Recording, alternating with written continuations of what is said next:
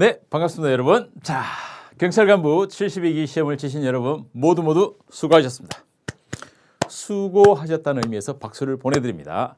시험을 잘 봤든 못 봤든 시험을 응시하고 최선을 다하셨다는 것 자체에 대해서 저는 충분히 박수를 쳐드립니다.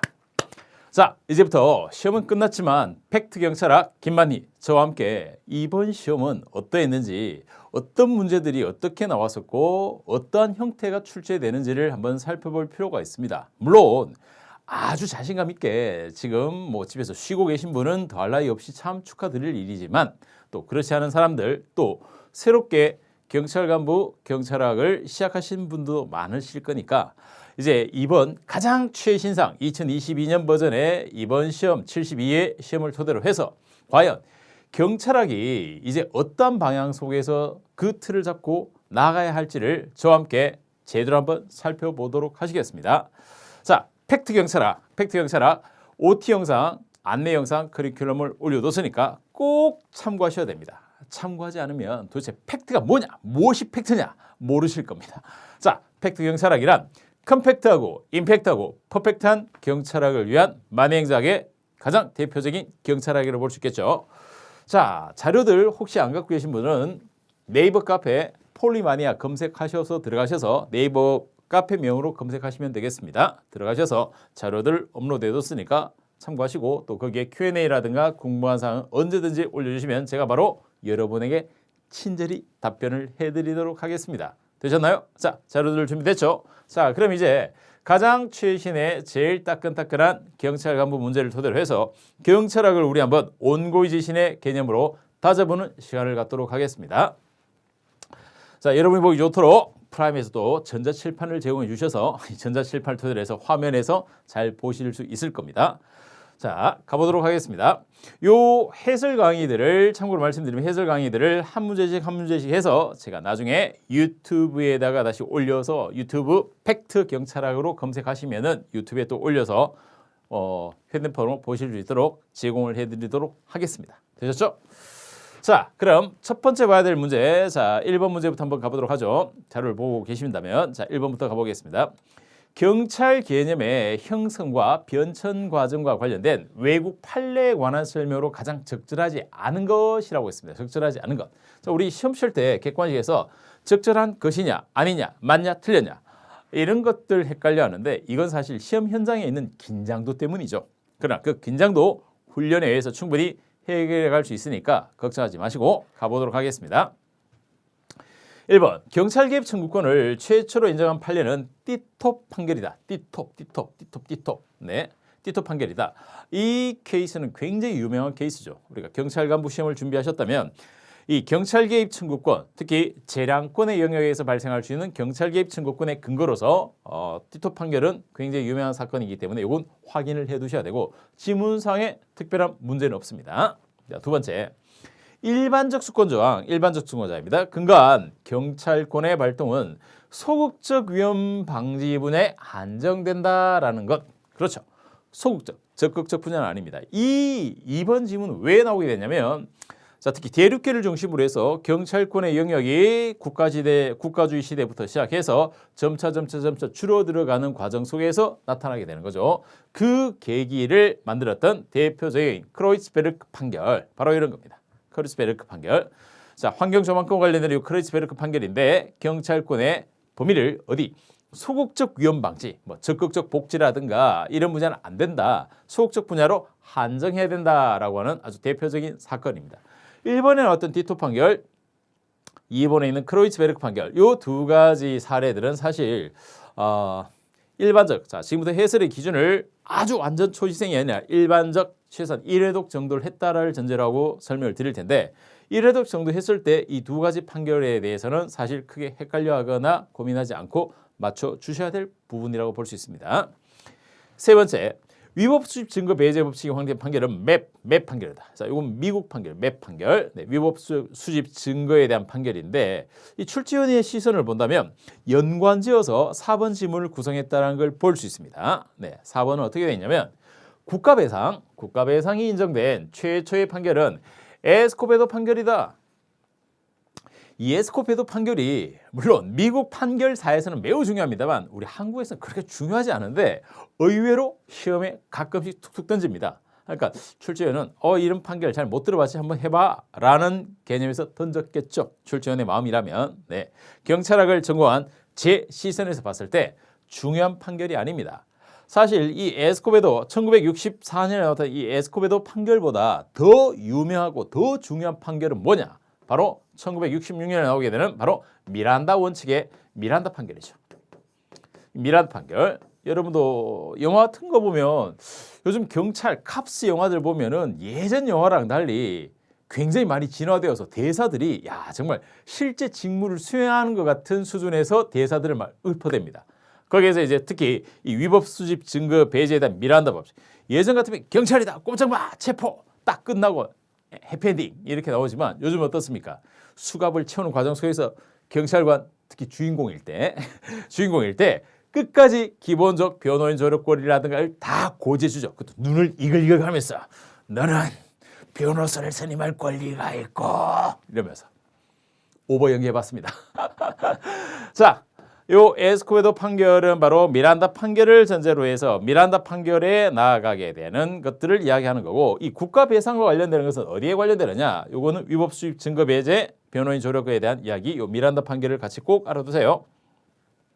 국가 배상의 최초 판결 요까지 지문을 딱 끌어버린다면 이것은 바로 뭐냐면 블랑코 판결이죠. 블랑코 판결. 네. 국영 담배 회사에 소속되어 있던 그 꼬마아이가 다쳤던 블랑코 판결이 가장 대표적인 프랑스 판례입니다. 그래서 이 지문은 요 에스코베도 미국 판례와 국가 배상을 연결해 가지고 혼동하게 한번 살짝 섞어놨죠. 네. 교묘하게 섞었습니다만 우리의 눈은 골라낼 수 있는 거였습니다. 정답은 4번이 되겠습니다. 네. 자, 그럼 다음 2번 문제를 가보도록 하겠습니다. 2번 문제. 경찰의 분류입니다. 경찰학 초기 부분에 나오는 팩트 경찰학에서도 강조했던 부분이고 이 경찰학 분류에 대한 가장 기본적 설명으로 적절하지 않은 것을 골라보자라고 하죠. 적절하지 않은 것은 어떤 거냐? 자, 1번. 우리나라는 조직법상 행정경찰과 사법경찰의 구별이 없으며 보통 경찰기관이 양 사무를 모두 담당하고 있다. 그렇죠. 한국의 이 경찰의 제도적 성립의 과정을 봤을 때 여러분 공부하실 때 이 경찰 분류라는 개념에서 들어올 때 항상 먼저 염두에 두고 계셔야 될 게 조직적 분류냐 조직법적 분류냐 작용법적 분류냐 요란 두 가지의 가장 중요한 축이 어떻게 작용되고 있는가를 보셔야 됩니다.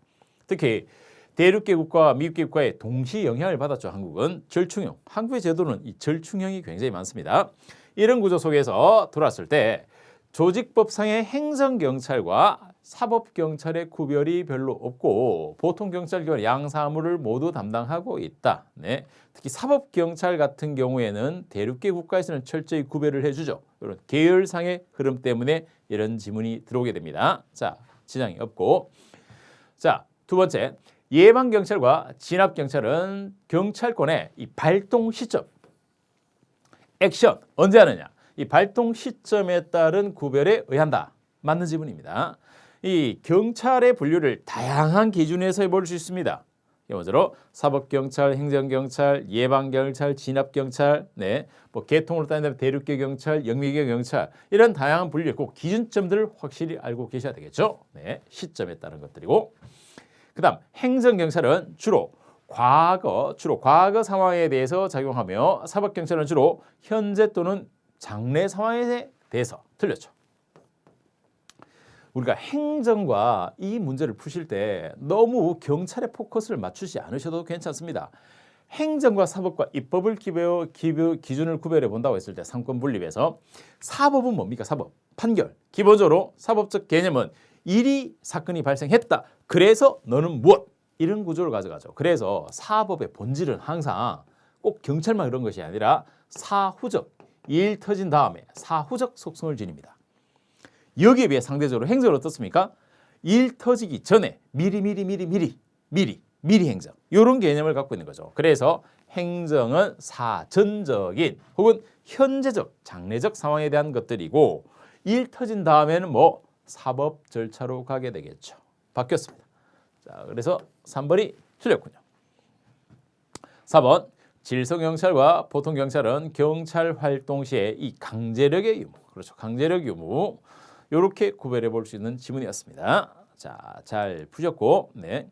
이런 지문 하나하나에 여러분 개별적으로 혹시라도 고민이 되시거나 나 잘 모르겠다 하면은 고민하지 마시고 어디로? 그렇죠. 바로 팩트경찰학 네이버 카페 폴리마니아로 들어오셔서 마음껏 질문란에 올려주시면 됩니다. 이 질문하실 때 그냥 모르겠어요 설명해 주세요 이러면 제가 설명해 드릴 방법이 없습니다.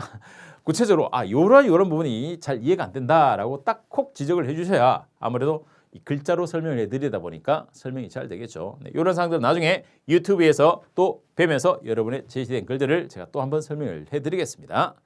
팩트경찰학은 친절합니다. 자, 그럼 우리 3번 문제 가보도록 하겠습니다. 여러분은 지금 팩트경찰학 해설 강의를 보고 계십니다. 저는 김만입니다. 자, 이 자료들 말씀드렸듯이 네이버 카페 폴리마니아에 들어가시면 자료 올려뒀으니까 잘 다운받아서 함께 보십시오. 자, 3번 문제. 경찰의 임무와 관할에 관한 설명으로 적절하지 않은 것은 모두 몇 개인가? 이 유형적인 측면에서 문제 유형을 여러분은 한번 봐두셔야 됩니다. 특히 경간부를 준비하시는 분이라면은 뭐냐?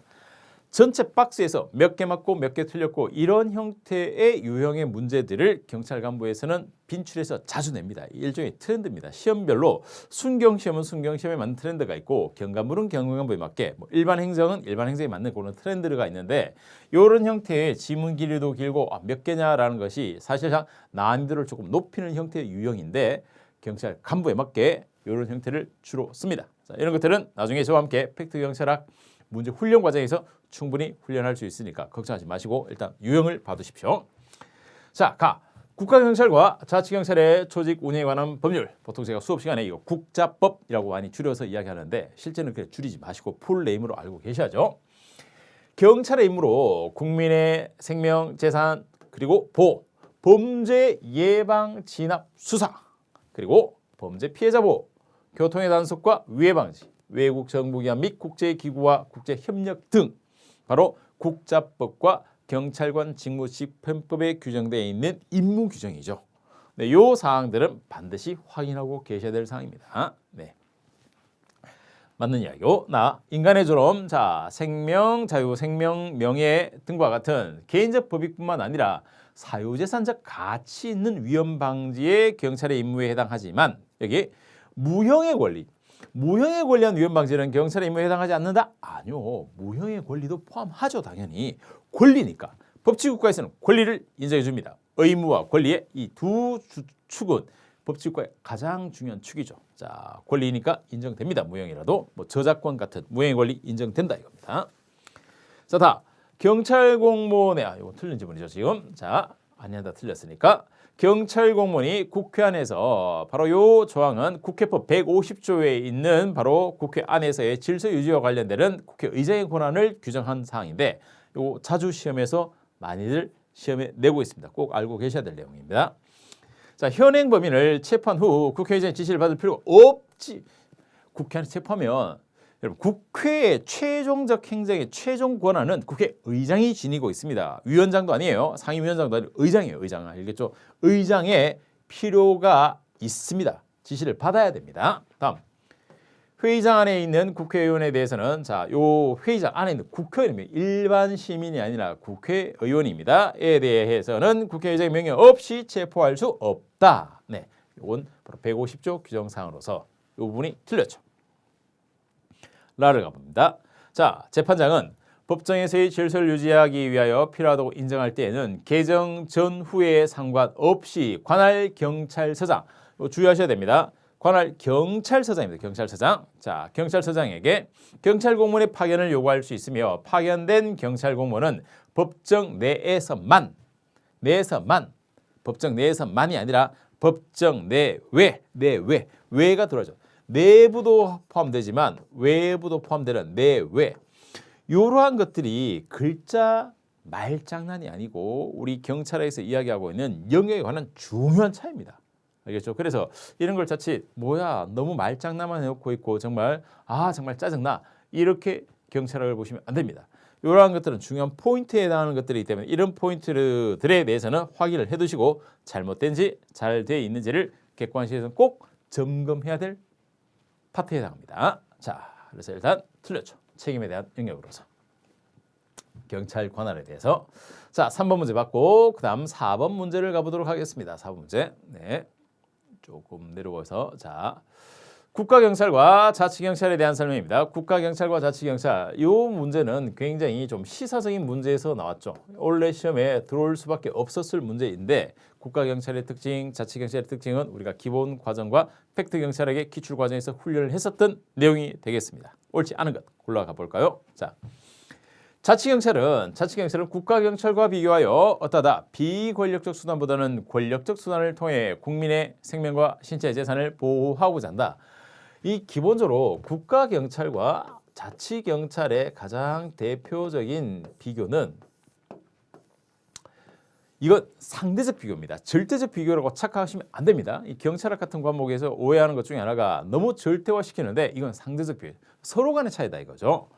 국가경찰은 국가 전체의 통일성이라는 이러한 목적을 위해서 움직일 것이고 자치경찰은 자치사무라는 개념, 이 자치, 우리가 지방자치를 하면서 자치적 사무라는 개념이 일어나죠. 요 자치적 사무는 기본적 수행의 원리가 민주성에 근거를 합니다만 국가사무의 통일적인 하나의 획일화된 수행의 기본적 개념은 능률 혹은 효율적인 수행을 위해서 따라가게 됩니다.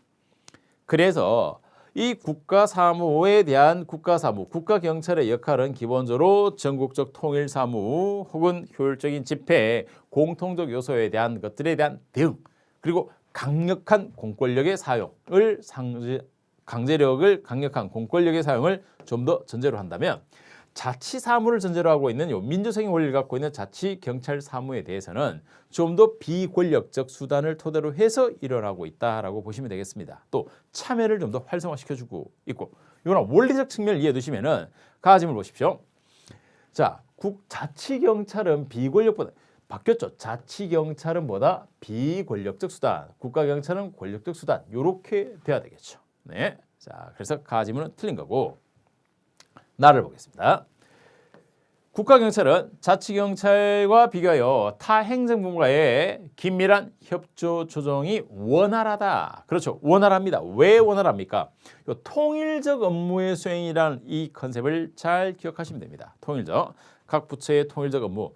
자치는 기본적으로 자치는 구역적 구분을 전제로 한 것이 자치죠.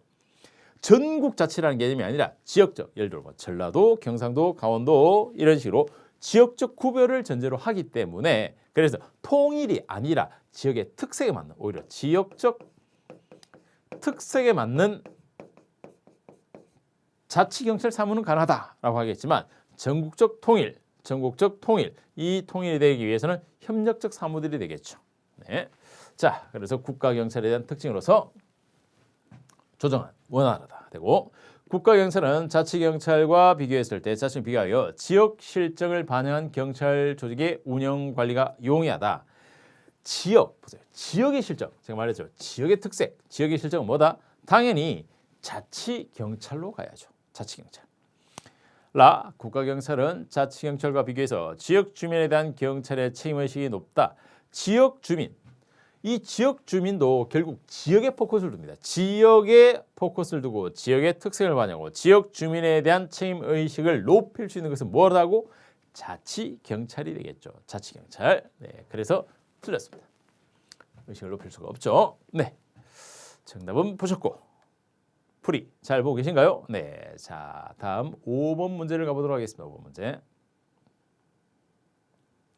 되셨나요? 네, 자 5번은 나올 수밖에 없었던 문제였는데 경찰 인권보호규칙인데 이번 경찰 간부 문제에서 이 인권보호규칙의 좀 디테일한 부분까지 법령적 문제들인데 이러한 법령에 근거하고 있는 이 법령적 문제들은 우리가 법령 특화 혹은 법령적 부분을 별도로 정리를 하면서 또 물론 기본 이론 강의 컴팩트한 기본 이론 강의에서 봐야 될 핵심 내용을 다 넣고 있습니다만 이건 요 법령 자체에 대한 점검을 꼭 해줄 필요가 있습니다.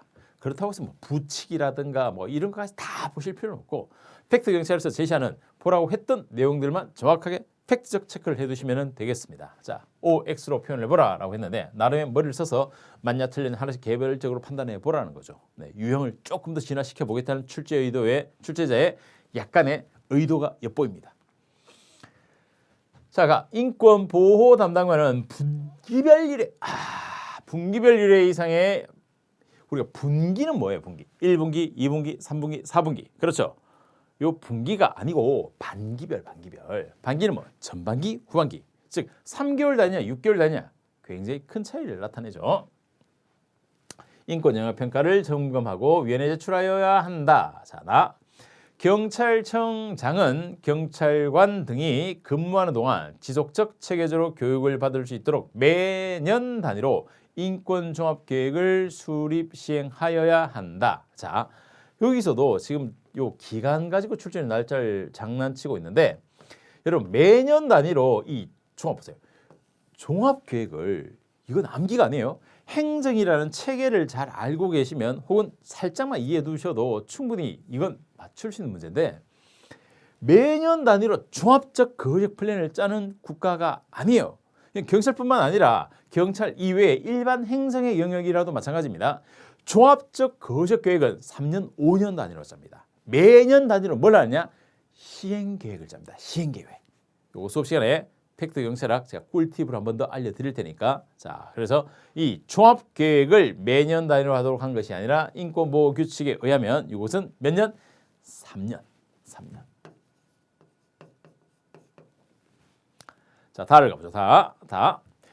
경찰활동 전반에 걸친 민족 통제를 구현하여 강력한 오남용을 예방하고 경찰 행정의 인권 지향성을 높여 인권을 존중하는 경찰활동을 정립하기 위해 자, 앞에는 조문을 거의 그대로 끌어왔죠. 경찰청장 및 여기 있죠. 경찰청장 및 시도경찰청장까지는 되지만 서장 아니요. 서장님은 좀 참으세요. 알겠죠? 서장님까지 가지 않습니다. 네, 자문기구로서 이 서장까지 가지 않는다는 점. 틀렸습니다. 자, 조사 담당자는 사건을 조사하는 과정에서 동일한 사건에 대하여 경찰, 검찰 등의 수사가 시작된 경우에는 사건 조사를 즉시 중단하고 종결하거나 해당 기관에 이첩할 수 없다? 잘 나가다가 왜 이래? 없다가 아니죠. 끝을 있다, 없다, 맞다, 아니다, 포함된다, 아니다, 예외다, 아니다. 이런 장난은 정말 출제원의 정말 말장난입니다. 이런 것들은. 자, 이런 것들이지만 이런 건 우리가 속지 않아야 되겠죠. 당연히 해당 견해 이첩 수사가 들어가는데 왜 이첩을 하는? 이첩해야죠. 알겠죠? 조사, 수사 개념이 달라요. 알겠죠? 더 강력합니다. 수사가. 그래서 이첩할 수 있답니다. 다만 단서 조건이 붙어 있습니다. 다만 확인된 인권 침해 사실에 대한 구체적 절차는 확인된 거에 대해서는 계속 이행할 수 있다. 제가 출제위원이었으면 아마 이 단서 조항을 문제로 냈을 텐데 지금 출제위원은 이게 아니라 있다 없다를 바꿨죠. 자, 그래서 틀렸습니다. 확인되셨나요? 좋습니다. 자, 힘내시고 자, 그다음 6번 문제를 가보도록 하죠.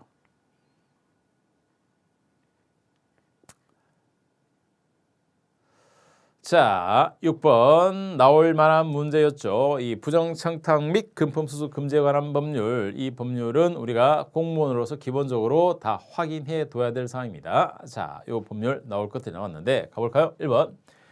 공직자 등의 공직자 사례금을 받은 외부 강의를 할 때는 대통령령으로 정하는 바에 따라 외부 강의 요청 명세 등의 소속 기관장에게 그 외부 강의를 마친 날로부터 10일 이내. 그렇죠. 이런 날짜들 같은 것들 자주 장난치죠. 서면으로. 다만 외부 강의를 요청한 자가 국가가 지방자치단체인 경우에는 그러하지 아니하다. 네. 이 부정청탁 및 금품수수 금지에 관한 법률은 사실 어떻게 보면 대한민국 공무원 체계에서 굉장히 획기적인 법안이었습니다. 특히 여기에서 이 금지 사항에 대해서 구체적으로 명시적으로 언급을 하고 있고 이걸 토대로 해서 전체적으로 봤을 때 윤리적 정부 혹은 부정부패를 척결할 수 있는 정부의 한 걸음 더 근거를 확실히 갖고 나갔다고 평가합니다. 그래서 행정학회, 경찰학회에 있는 교수들은 이 법에 대해서 굉장히 좀 좋게 생각합니다. 물론 법 자체가 완벽하냐를 떠나서. 그래서 시험에 잘 낸다고 결론. 알겠죠? 그겁니다. 자, 그래서 이번에 공직자 등은 부정청탁을 받았을 때 부정청탁을 한 자에게 부정청탁임을 알리고 이를 거절하는 의사표시를 명확히 해야 됩니다. 안 돼요! 라고 딱 해야 되는 거지. 허허 그 참 점점점 이런 식으로 해서 오해의 소지를 주지 말라 이거죠. 이렇게 규정이 만들어져 있습니다. 맞고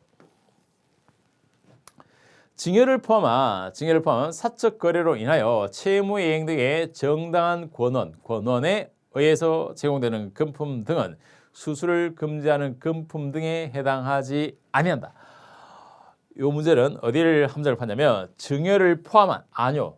증여를 제외한 알겠죠? 제외한인데 요 포함한 요렇게 그 영역 안에 들어가느냐 안 들어가느냐로 문제를 냈습니다. 4번 공직자 등은 직무 관련 기부 증여 등의 그 명목에 관하여 관계인의 요 명목에 관계없이 동일인으로부터 1회 100만 원 또는 매 회계에 300만 원을 초월하는 이 4번 사항이 사실상 이 바로 김영란법 부정청탁 금품 수수 금지에 관한 법률에서 굉장히 강력한 조항입니다. 예전에는 사실 이 조항이 어떻게 돼 있었냐면 직무 관련성이 입증되거나 이런 조건을 달았죠. 직무 관련을 어떻게 입증하냐 이겁니다. 이제는 뭐 명목에 관계없이 받아서 그냥 처벌, 형사처벌 이 구조를 짠 게 이 부정청탁 금지법에 대한 아주 중요한 특징입니다. 요거 사실 조항상으로 굉장히 중요한 조항입니다. 그래서 이걸 또 이렇게 중요하게 만들었더니만 우리의 검사님들이 바로 그 유명한 검사 불기소 세트가 얼마짜리였습니까? 룸사롱에 가서 술을 마시고 안주도 먹고 다 했는데 불기소했던 이유가 뭐였다? 네, 100만 원이 아니라 98만 원. 정말 좀 부끄러운 판결입니다, 사실. 알겠죠? 바로 그 불기소 세트 사건이 바로 여기에 근거한 겁니다. 자, 이건 좀 시사적인 이야기고, 네, 시험엔 안 나옵니다. 어쨌든 우리는 조문 자체를 알고 계실 필요가 있겠죠. 4번은 중요한 조문입니다. 꼭 확인 한번 해두셔야 되겠습니다. 네, 검사 불기소 세트. 자, 그 다음 오셔서 7번 가보죠. 7번입니다. 7번. 경찰의 일탈과 부패 이것도 주요 주제죠. 일탈과 부패. 그래서 이런 팩트 경찰학에서 김만희 팩트 경찰학에서 일탈 부패에 대해서 혼돈하지 않도록 체계적으로 일목요연하게 정렬해드렸습니다. 그런 자료들 어디에 있다고? 네, 네이버 카페 폴리마니아에 다 올려뒀습니다. 네, 한번 보도록 하시고 자, 이 문제를 한번 볼까요? 일탈과 부패입니다. 일탈과 부패에 대한 설명으로 가장 적절하지 않은 것은 펠드버그는 또 경찰 시험에서는 이 부분을 영어로 표현하지 않고 국어 그대로 펠드버그라고 표현해 주니까 얼마나 좋습니까? 그러면 윌슨도 이러지 말고 좀 같이 해주던가. 이거 제가 그냥 경찰 학회에 박사과정에서 이야기하고 있는 좀 아쉬운 점인데 이런 겁니다. 같이 해주지 통일을. 알겠죠? 네. 사람입니다. 펠드버그는 경찰이 시민의 작은 호의를 받았다고 해서 반드시 큰 부패를 범하는 것은 아니라고 하였다. 자, 적절하지 않은 것을 올라가죠. 요것은 결국 뭐에 되냐면 2번만 볼까요? 델라트르. 자, 미끄러지기 쉬운 경사로 이론에 따라서 시민의 작은 호의를 받은 경찰관 중에 큰 부패로 이어지는 경찰관은 일부에 불과하고 시민의 작은 호의를 금지할 필요는 없다. 과연 맞을까? 네, 학자의 연결인데 이건 어디에 뿌리를 두고 나온 거냐면 작은 호의 있죠. 이 작은 호의에 대해서 이걸 인정할 것인가 말 것인가에 따라서 결론은 없지만은 미국 학자들의 견해들이 좀 달라집니다. 작은 호의에 대해서 허용하자, 괜찮다, 뭐 그 정도까지는 요 허용하자는 대표적인 사람이 펠드버그입니다. 아니다, 그 작은 호의마저도 해서는 안 된다, 허용하지 말자, 부정하는 사람. 요 부정하는 사람의 대표적인 사람이 2번에 있는 이 델라트르입니다. 요 차입니다. 그래서 1, 2번은 출전이 같이 보고 내고 있는 거죠, 지금. 네, 그래서 부정하는 사람이기 때문에 1에서는 뭐 안 돼, 작은 거 하나라도 받지 말아라 라는 사람입니다. 그래서 내용이 틀렸죠. 미끄러지기 쉬운 경사 이론, 이것은 뭐 부정 작은 것이 점점점점 우리말로 한다면 바늘도둑이 소도둑 된다, 이런 것처럼 나타나고 있는 거죠. 3번 윌슨은 경찰은 어떤 작은 호의, 심지어 한 잔의 공짜 커피를 받도록 허용하여서는 안 된다. 자, 또 자주 언급되는 요 셔먼 중요 인물이요. 셔먼은 미끄러지기 쉬운 경사 이론을 부패에 당하지 않는 작은 선물 등의 사소한 호의를 허용한다면 나중에는 엄청난 부패로 이어진다. 그래서 뭐하자? 작은 호의 허용하지 말자라는 사람이 요 셔먼입니다. 셔먼. 요 작은 호의에 대한 견해 차이로 나눠 주시기 바랍니다. 네. 이런 것들이 결국 허용하자는 사람들, 요 계열의 사람들은 형성제 이론이라는 것도 함께 한번 떠올려 볼 수 있죠.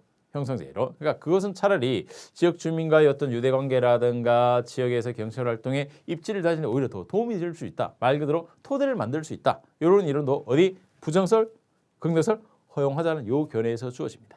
네, 아시죠? 만약 여러분이 경찰 간부를 준비하고 계신 여러분이 저한테 작은 호의를 베풀면 제가 어떻게 할까요? 네, 땡큐죠. 대신에 저는 더 많은 호의를 베풀겠습니다.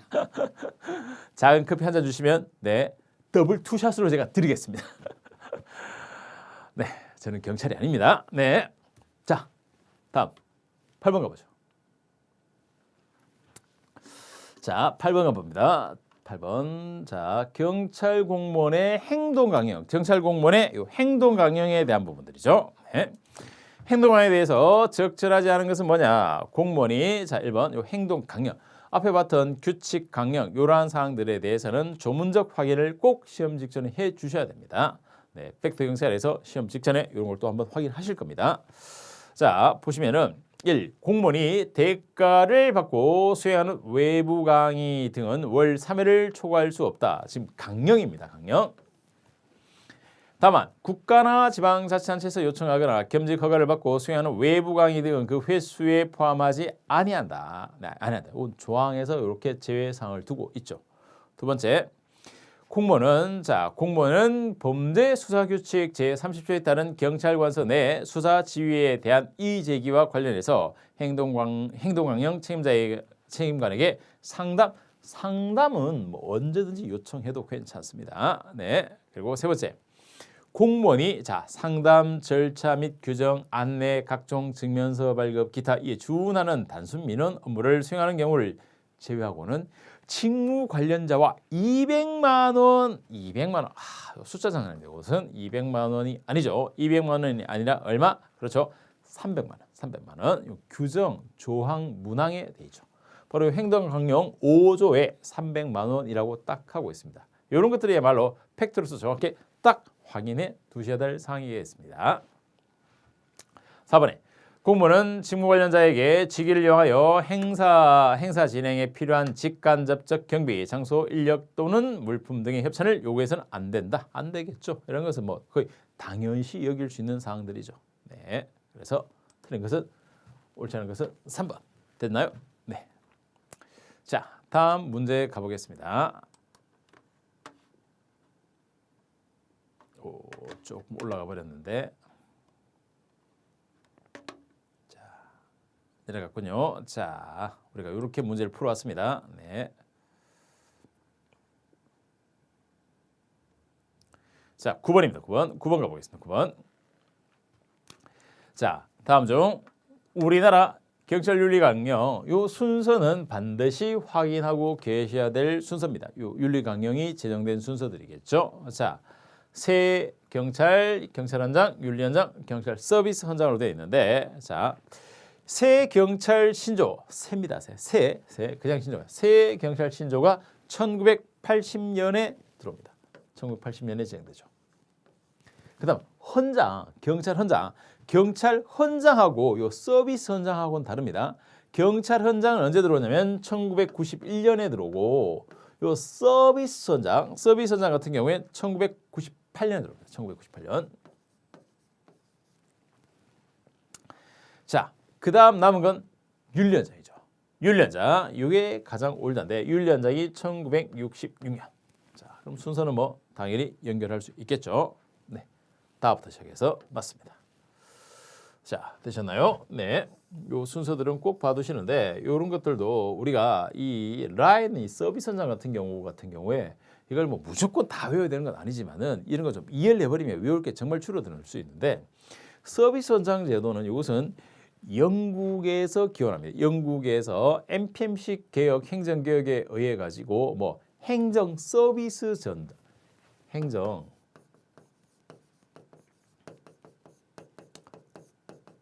서비스 헌장 제도라는 게 있는데 이건 뭐냐면 고객에게 시민에게 최고의 서비스의 가치 기준을 정하고 만약 거기에 못 미쳤을 경우에 뭐 보상을 해준다 이런 걸 약속하는 규정들입니다. 이게 김대중 정부 때 아주 유행처럼 들어와서 모든 분야에 다 해라, 모든 분야에 다 해라라고 했죠. 그래서 경찰 분야가 뭐 들어왔다? 경찰 서비스 헌장 요렇게 들어오게 됩니다. 네, 연역이 그렇습니다. 이런 연역을 알아두시면은 훨씬 더 쉽습니다. 훨씬 더 이해하기도 좋고. 자, 연역적 순서에 들어온 것들은 확인해 두시고 이런 것들은 팩트 경찰학 바로 요약집에 보시면은 순서별로 딱 나열해두기 때문에 일목요연하게 확인해 두셔야 되겠죠. 10번 갑니다. 10번. 자, 10번. 10번. 자, 경찰의 아버지 바로 로버트 필경이 나왔죠. 네, 요 로버트 필경 1829년 필경의 런던 수도 경찰청 나중에 초대 경찰청장이 되죠. 자, 제시한 기본 원칙적인 것으로서 적절하지 않은 것 했는데 이런 원칙 9가지, 10가지를 다 외울까? 두 문자도 외울까? 그게 의미가 있을까? 아니에요. 보세요. 문제를 보세요. 자, 제가 제시하는 이 팩트 경찰대로 하면 이런 거 굳이 외우지 않아도 됩니다. 자, 배경은 1800년대입니다. 1800년. 1800년대 영국 가보셨나요? 저도 못 가봤습니다.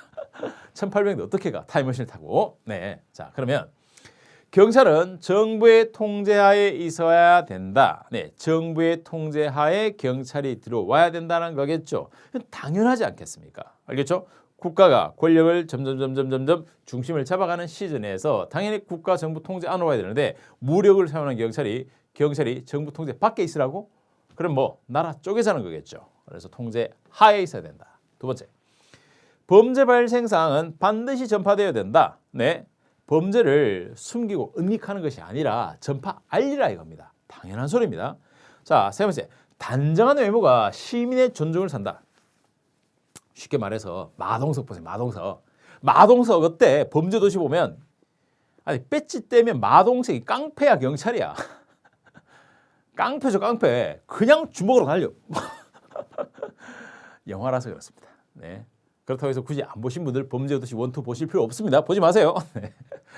자, 이런 거죠. 그래서 이 단정한 외모가 시민의 존중, 그러니까 경찰에 대한 불신을 씻기 위해서 그래서 단정한 외모만 한 것이 아니라 이 필경 뭐까지 나옵니까? 제복도 착용해라. 알겠죠? 요렇게 나가는 겁니다. 네 번째, 경찰의 효율성은 항상 범죄나 무질서를 진입하는 가시적 모습, 이런 가시적인 녀석. 여러분 가시적인 거 눈에 띄는 것 겉으로만 그러면 안 되겠죠. 뭘로?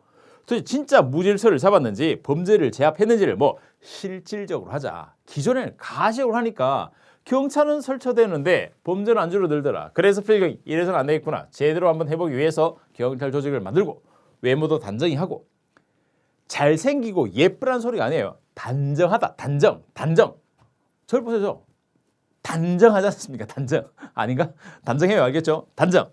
단정해야 신뢰를 주고 제복도 착용하고 그리고 범죄 사실도 공표를 하고 알리고 은닉하려고 하지 말고 그리고 권력은 정부 통제하에 들어가 있어야 되고 그리고 범죄와 무질서를 진짜 제압하고 처리했는지를 뭐 가시한 것이 아니라 실질적인 것으로 봐야죠.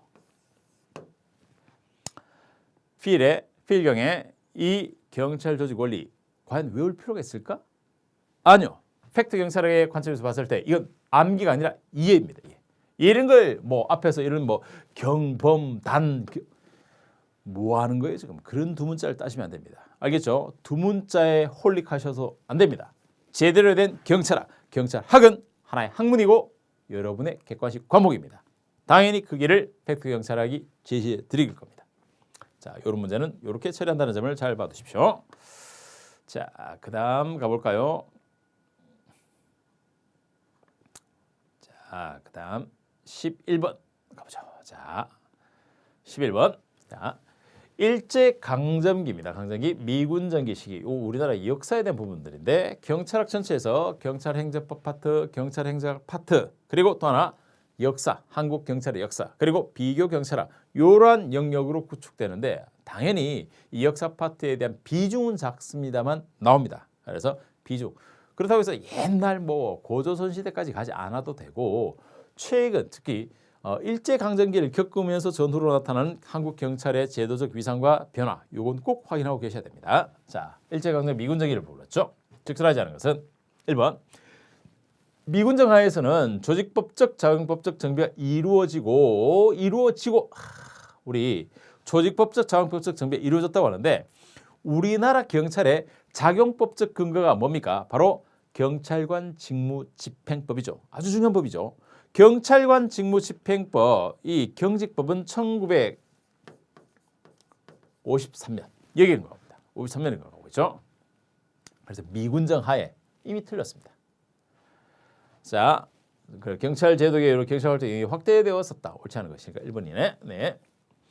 광복 이후에 신규 경찰 채용 과정에서 일제 강점기 경찰 경력자들의 다수 임용되었으나 독립운동가 출신도 상당수 많이 채용되었다. 뭐 노독수리라든가 이런 흔히 반민특위에서 활동했던 친일파들 이런 문제들이 항상 그때 꼬리를 갖고 있었죠. 그렇다고 해서 이 부분입니다. 이 독립운동 전혀 없었냐? 있긴 있었다 이겁니다. 그렇다고 많다고 해서 몇 명인데 라고까지 가지는 않겠죠. 네. 하지만 분명은 우리가 역사적으로 그런 친일 경찰들, 친일파 활동했던 그 경찰들의 활동이 어느 정도 역사의 발목을 잡은 건 사실이니까. 네. 자, 의경대입니다. 의경대. 의경대는 상해 임시정부 시기에 운영된 경찰기구로서 바로 교민사회 안녕과 질서유지 호구조사, 내가 호구로 보여? 라는 호구 아니죠. 죄송합니다. 네. 자, 호구조사 등을 담당하였었다라고 하는데 우리 상해 임시교입니다. 풀로 한다면 그냥 의경대가 아니라 상해 임시정부 의경단 보통 이렇게 부릅니다. 예. 연통제라든가 상해 임시정부에서 활동했던 경찰 제도에 대한 이야기죠. 3.1 운동을 계기로 헌병경찰 제도에서 보통 경찰 제도로 전환. 이거야말로 뭡니까? 가식적이죠. 흔히. 예. 실질적인 통치는 그대로였습니다. 네. 명분, 형식상 보통 경찰제로 전환되었다. 눈 가리고 아웅한 거죠. 일본 침략기의 슬픈 역사죠. 자, 틀린 것 1번이 되겠습니다. 1번. 네. 다음 문제 가볼까요? 그럼 자, 12번 문제. 여러분 지치지 마시고 힘내세요. 자, 12번 문제 가보겠습니다. 자, 한국 경찰사, 경찰사에 대한 문제는 당연히 들어올 문제들이고 잘 나왔죠. 자, 가봅시다. 광복 이후에 미군정은 일제가 운영하던 비민주적 형사제도를 상당 부분 개선하고 영미식 형사제도를 도입하기로 하였는데 1945년 미군정 법무부 검사, 여기 드디어 검사가 나오고 이번 전반적으로 봤을 때 이번 경감문 문제 출제 요인이 굉장히 좀 시사적이고 좀 정치적 성향을 어느 정도 띠려고 하는 것 같아요. 저의 주관적 판단입니다. 네, 보세요. 지금 법무부 검사, 지금 검경 수사 조정권에 대한 이야기라든가 이런 것들을 많이 언급하고 있죠. 자, 그래서 이 미군정 법무부의 검사에 대한 훈령 3호가 발행되었다. 이 훈령 3호까지 과연 다 알고 체계적으로 확인하고 있는 사람이 있을까? 네, 드물 겁니다, 사실. 이건 아주 예외적 지문입니다, 사실. 그래서 이런 것들에 대해서는 그냥 그렇구나라고 봅시다.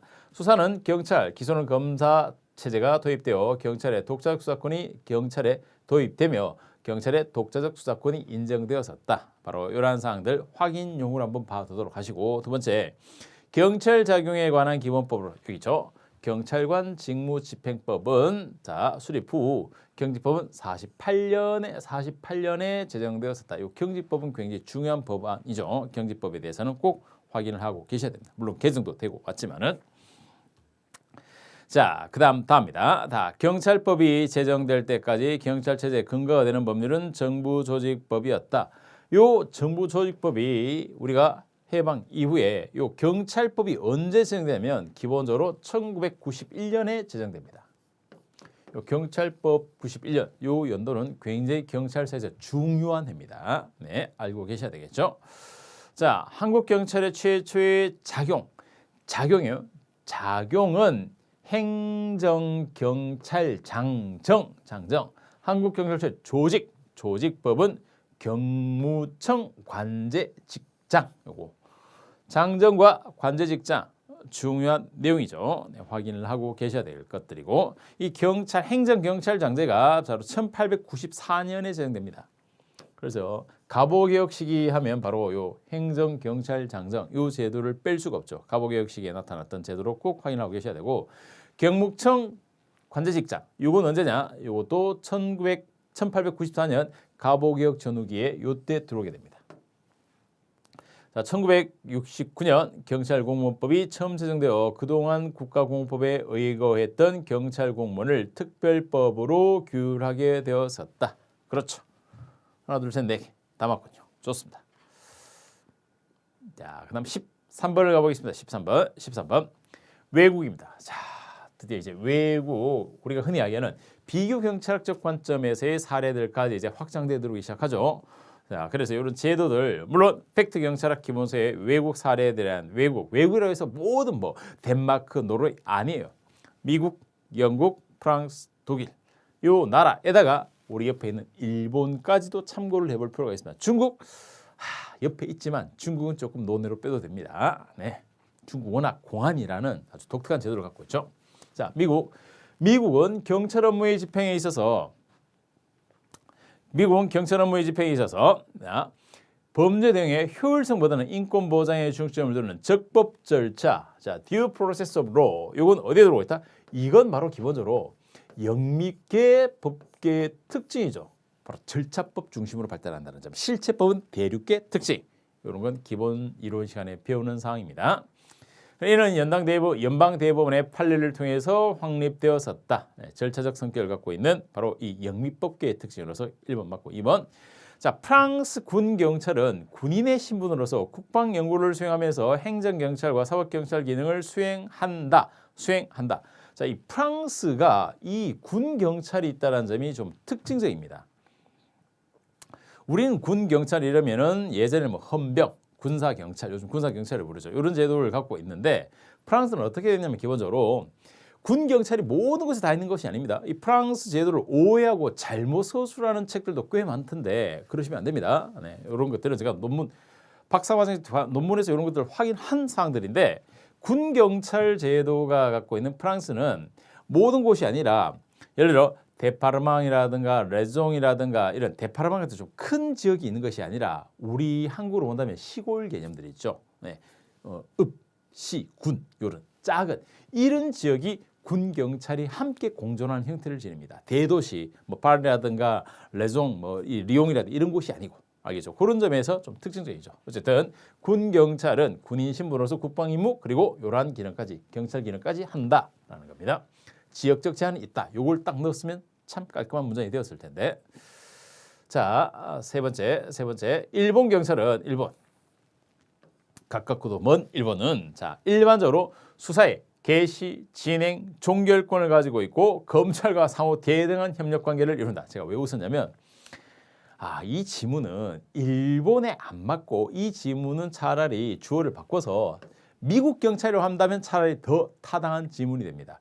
일본은 공안이라는 개념, 공안위원회라는 개념을 갖고 있고 이 일본의 경찰 제도는 검찰과의 관계에서 좀 위치가 좀 남다른 그러니까 일본의 검찰은 경찰에서 일반적 지휘권을 행사하지 구체적 지휘권을 행사하지는 않습니다. 일반적 지휘권 그런 관계를 갖고 있기 때문에 뭐 수사에 대해서 진행 개시 종결 뭐 이런 사항들에 대해서는 아예 제도 틀이 다릅니다. 그래서 이것은 차라리 출전이 미국을 염두에 두고 미국은이라고 하고 시험을 냈을 문제죠. 1번 틀렸고 자 독일 경찰은 연방 차원에서의 각 주가 경찰권을 가지고 있는 자치 경찰제이지만 이 각 주가 굉장히 큽니다. 우리나라만한 사이즈에 있다고 보시면 됩니다. 이 주의 관점에서 본다면 주 내무장관을 정책으로 하는 주 단위, 그렇죠. 주 단위로 움직이는데 통일성을 갖고 있는 국가경찰제 체제를 갖고 있고 그래서 독일의 자치경찰제, 사실 우리가 자치경찰제 모델을 도입할 때 독일형, 프랑스형, 영국형을 많이 연구했는데 실질적으로 일본형을 참 많이 참고하게 됩니다. 그런 형태를 또 갖고 우리나라 경찰위원회도 만들고 했죠. 근데 독일형은 이 제도, 행정제도 구조 자체가 다르기 때문에 바로 이런 식의 구조를 갖고 있기 때문에 우리가 독일 경찰 제도를 참조했지 그걸 우리나라 자치경찰 제도에 도입한 데는 좀 한계가 있었죠. 자, 어쨌든 틀린 건 3번. 자, 4, 그 다음 14번 문제를 가보도록 하죠. 14번 문제 되셨나요? 14번 문제입니다. 14번. 자, 정책 결정이 일정한 규칙에 따라 이루어지는 것이 아니라 문제, 해결책, 기회, 참여자의 네 가지 요소가 뒤죽박죽 움직이다가 어떤 계기로 만나게 될 때 이루어진다고 보는 정책 결정 모형은 뭐냐라고 했죠. 보세요. 자, 문제라는 게 있고 그 다음에 해결책이라는 게 있고 선택의 기회라는 게 있고 그리고 참여라는 게 있는데 이게 막 제각각 흘러다니다가 와 하다가 어떤 때 딱 요 네 가지가 딱 모여서 이 모이는 건 언제 모이느냐? 우연히 우연성에서 딱 모였을 때 결정이 일어난다. 이게 뭐 같습니까? 이게 제가 그림 그렸지 않습니까? 이게 뭐 같아요? 쓰레기통 같죠? 쓰레기 이런 쓰레기 예 쓰레기통 모양입니다. 가비지 캔 모양 명칭 그대로입니다. 우리말로 번역을 해뒀는데 쓰레기통 모형에 대한 거죠. 즉 쓰레기통 모형은 이 지문도 요 네 가지 요소를 출제를 했지만 이건 정확하게 경찰 행작 파트에 좀 심화적 문제로 할 수 있겠죠. 이런 부분에 대해서 공부 못했는데요? 아니요. 팩트 경찰에서는 다 준비를 해드립니다. 걱정하지 마시고 이런 부분은 사실 이것만 들어온 것이 아니라 이 네 가지 요소에다가 뭐가 들어와 있냐.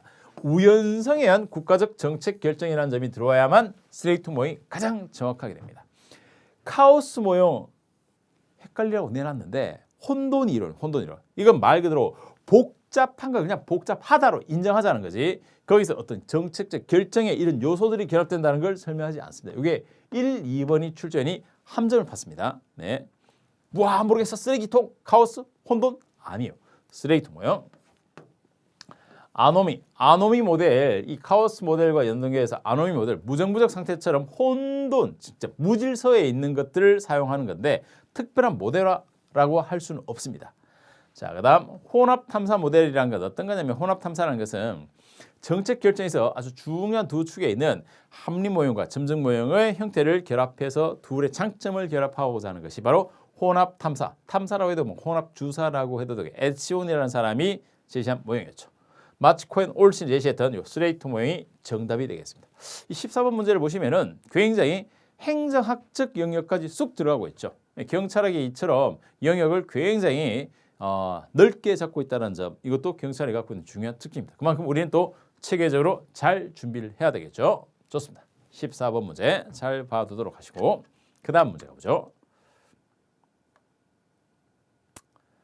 자, 15번 문제입니다. 15번 경찰 조직 관리를 위한 동기부여 이론, 바로 행작에 있는 동기부여 이론, 심리학에 있는 동기부여 이론과 관련되는 것들인데 여기에서 묻고자 하는 것은 뭘 물었냐면 자,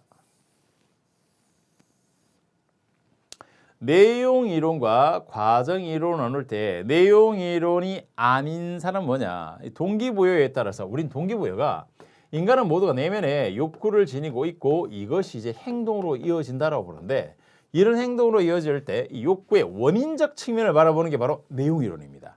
과정 이론은 뭐냐면 이런 욕구가 어떻게 이렇게 행동으로 나타나는지 심리적인 인지적인 과정을 보는 거, 이게 바로 과정 이론이죠. 그래서 자, 맥클랜드의 성취 동기 이론 내용 이론이고 허츠버그가 제시하고 있던 허츠버그의 욕구 충족 이원론, 그러니까 욕구 충족 이원론의 동기 요인, 위생 요인 들어보셨죠? 이런 것들은 전형적인 내용 이론이고 메슬로우 욕구의 5단계 이론, 이런 것들은 내용 이론에 해당하는데 아담스가 제시했던 형평성 혹은 불공정성 이론, 이건 전형적인 어디에 들어온다? 과정 이론입니다. 과정 이론. 아담스는 바로 중요한 특징은 무엇이 동기 유발을 일으킨다고 했습니까?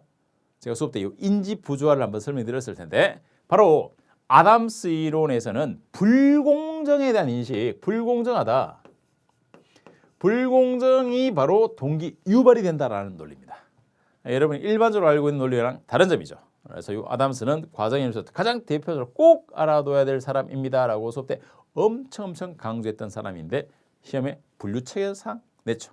이런 분류체계 쉽습니다. 자, 기본적 이론 때 이 분류체계를 또 한번 확인해 드릴 테니까 오늘 문제 해설에서는 바로 이렇게 과정 이론과 내용 이론의 구별이었다라고 확인을 해 두십시오. 요 아담스 이외에 또 확인해 둘 수 있는 대표적인 사람 같은 경우에 요 아담스 요 사람 이외에 학습 이론 계열들도 사실은 요 과정 이론 계열로 넣어도 됩니다. 되시겠습니까? 네. 자, 16번 한번 가보죠. 16번. 자, 경찰 조직 편성의 원리입니다. 자, 보셨나요? 경찰 조직 편성 원리에 대한 설명으로 가장 적절하지 않은 것은 조직의 원리죠.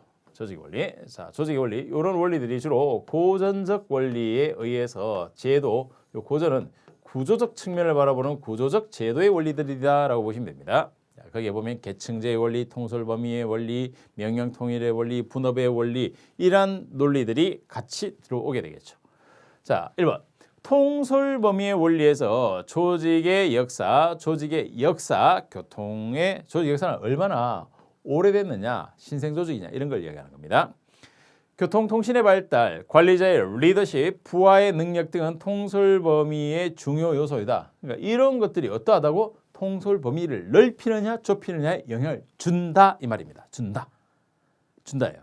그래서 예를 들어 조직의 역사가 아주 올드하냐, 옛날부터 이어오던 전통적 조직이냐, 현대 바로 만든 최신 조직이냐에 따라서도 통솔범위에 영향을 줄 것이고 교통통신이 발달하느냐 안 하느냐에 따라서도 영향을 줄 수밖에 없겠죠. 교통통신이 발달하면 통솔범위가 넓어질 수 있고 교통통신이 발달하지 않으면 어디 가까이만 통솔할 수밖에 없기 때문에 통솔범위가 좁아지겠죠. 네.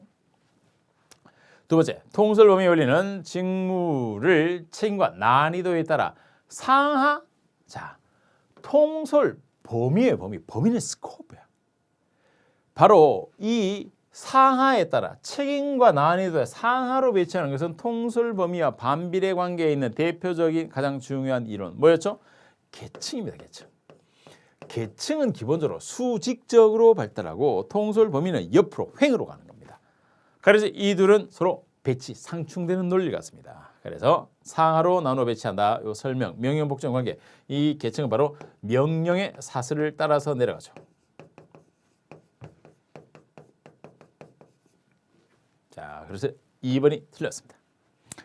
자, 3번 문의는 조정 통합의 원리를 조직의 제1원리로서 가장 최종적이고 중요한 원리로 봤었다. 네, 이러한 것들은 중요한 내용으로서 그대로 알아두고 조정의 원리가 가장 중요하다.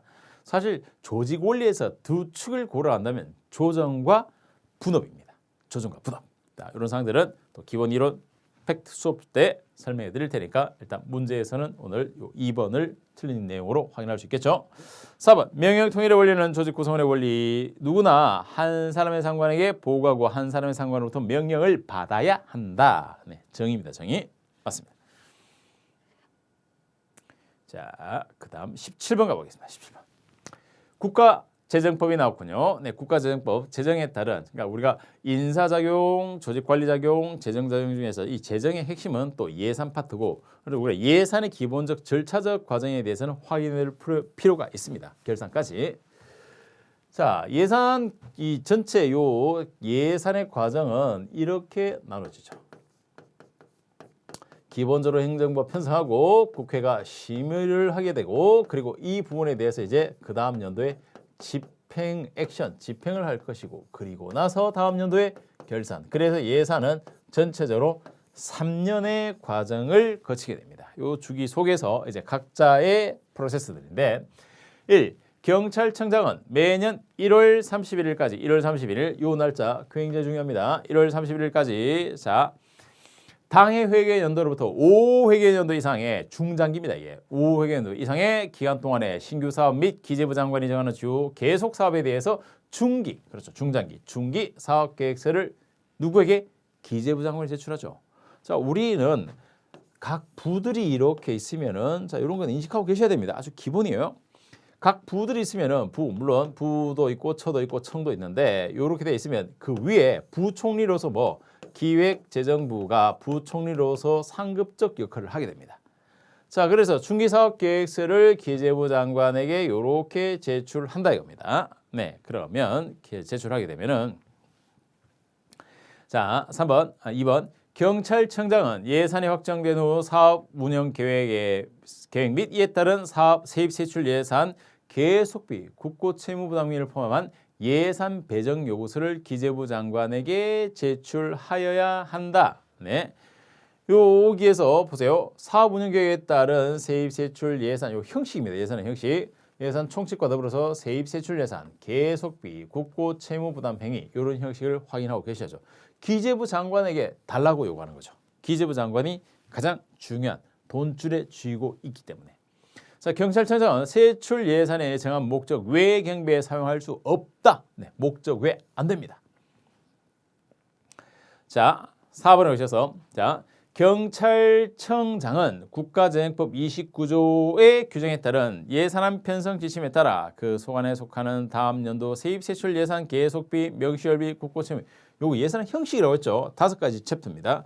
세입 세출 예산 계속비 명시월비 국고채무 등 여기 하나 더 들어간다면 예산 총칙이 들어가죠. 총 5개가 되는데 자 어쨌든 요걸 작성해서 6월 31일까지 해야 한번 장관 6월 30일이 아니라 자 다시 날짜인데 요 기재부 장관에게 1월 31일까지 중기사업 계획서를 넣었죠. 그러면 기재부 장관이 거기에 맞춰가지고 3월 31일까지 가이드라인, 지침을 내립니다. 그럼 이걸 토대로 해서 이제 예산을 짜가지고 5월 31일까지 넣죠. 그럼 요렇게 되고 나서 요걸 모아서 어디로 간다? 그대로 국회로 회계연도 개시 120일 전까지 심의할 수 있도록 넘겨줍니다. 그럼 다시 국회에서 회계연도 개시 30일 전까지 의결하게 되는 거죠. 이런 프로세스들이 국가지정법에 그대로 확정적으로 정해져 있는 상황입니다. 그래서 이런 날짜들이 틀렸죠. 자, 다음 문제 가볼까요? 네. 자, 18번 언론중재 및 피해 구제 등에 관한 법률에 대한 설명으로 가장 적절한 것은 여러분의 화면을 잘 보기 위한 이 저의 작은 노력 성공했습니다. 올라왔습니다. 자, 언론중재 및 피해 구제에 관한 법률입니다. 이 법률도 요즘 민주행정국가에서 이 부분도 잘 보고 계셔야 될 법률 중에 하나입니다. 이 주요한 법들이 있죠. 이 법들은 당연히 기본 이론 시간에 확인하고 문제에서 확인을 해야 됩니다. 자, 1번 피해자가 지금 문제는 적절한 거죠. 피해자가 정정보도 청구권을 행사할 정당한 이익이 없더라도 피해자의 권리 보호를 위해서 해당 언론사는 정정보도 청구를 거부할 수 없다? 자, 잘 나가다가 왜 없습니까? 있죠. 네, 정당한 이유. 자, 정정보도 청구를 받은 언론사 등의 대표자는 7일 이내에 그 수용 여부. 자, 이거 날짜 가지고 장난쳤는데 7일이 아니라 3일. 3일 이내에 그 수용 여부에 대한 통지.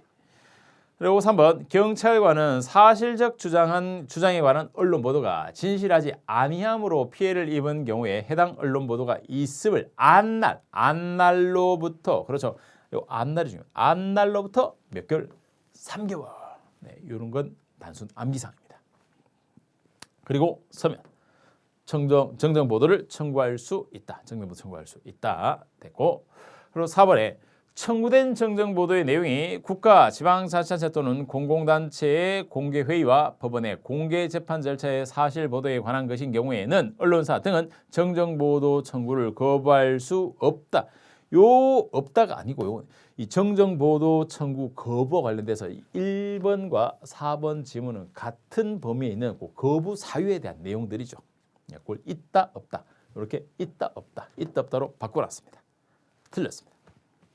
자, 정답은 3번.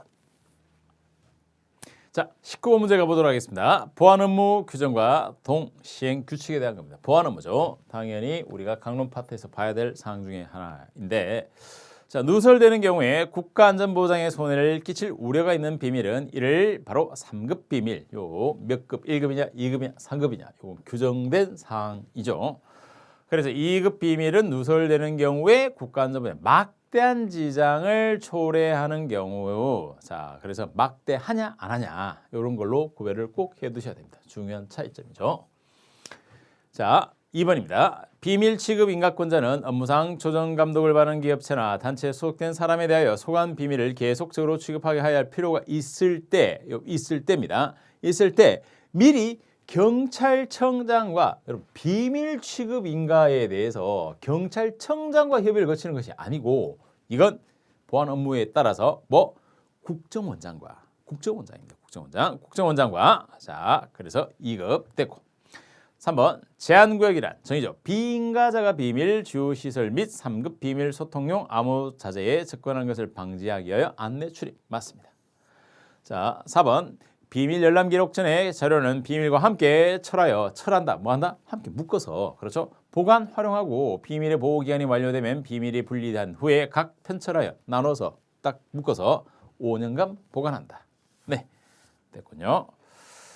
자, 이런 규정된 사항들에 대해서는 확인을 해두시면 되겠습니다. 자, 20번 문제를 가보죠. 지문이 좀 길게 나와 있죠. 또 다툼이 있을 때는 뭐 판례에 의하라 이거죠. 판례까지 고려하겠다는 건데 그렇다고 해서 여러분이 뭐 대법원 판례, 헌재 판례 모든 걸 다 보실 필요는 없고 우리 경찰학과 관련돼서 최신의 의미 있는 판례들 정도만 봐두시면 됩니다. 또 그런 것들이 팩트 경찰학 기본 이론과 정리 과정에 들어가 있습니다. 자, 1번.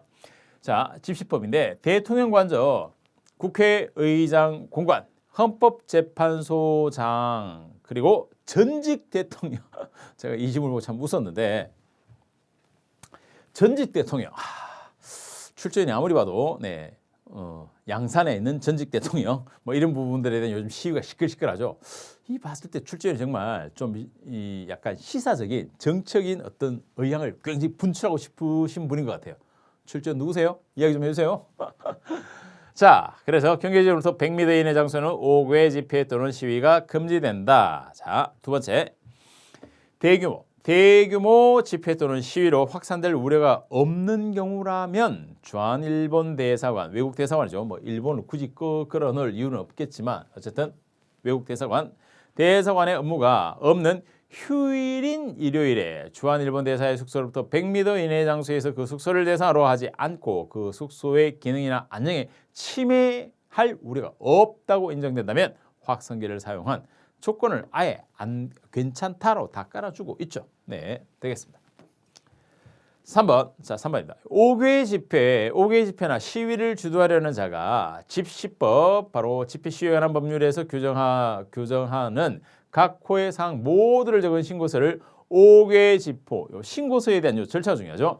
신고서를 5개 집회나 시위를 시작하기 72시간, 아닙니다.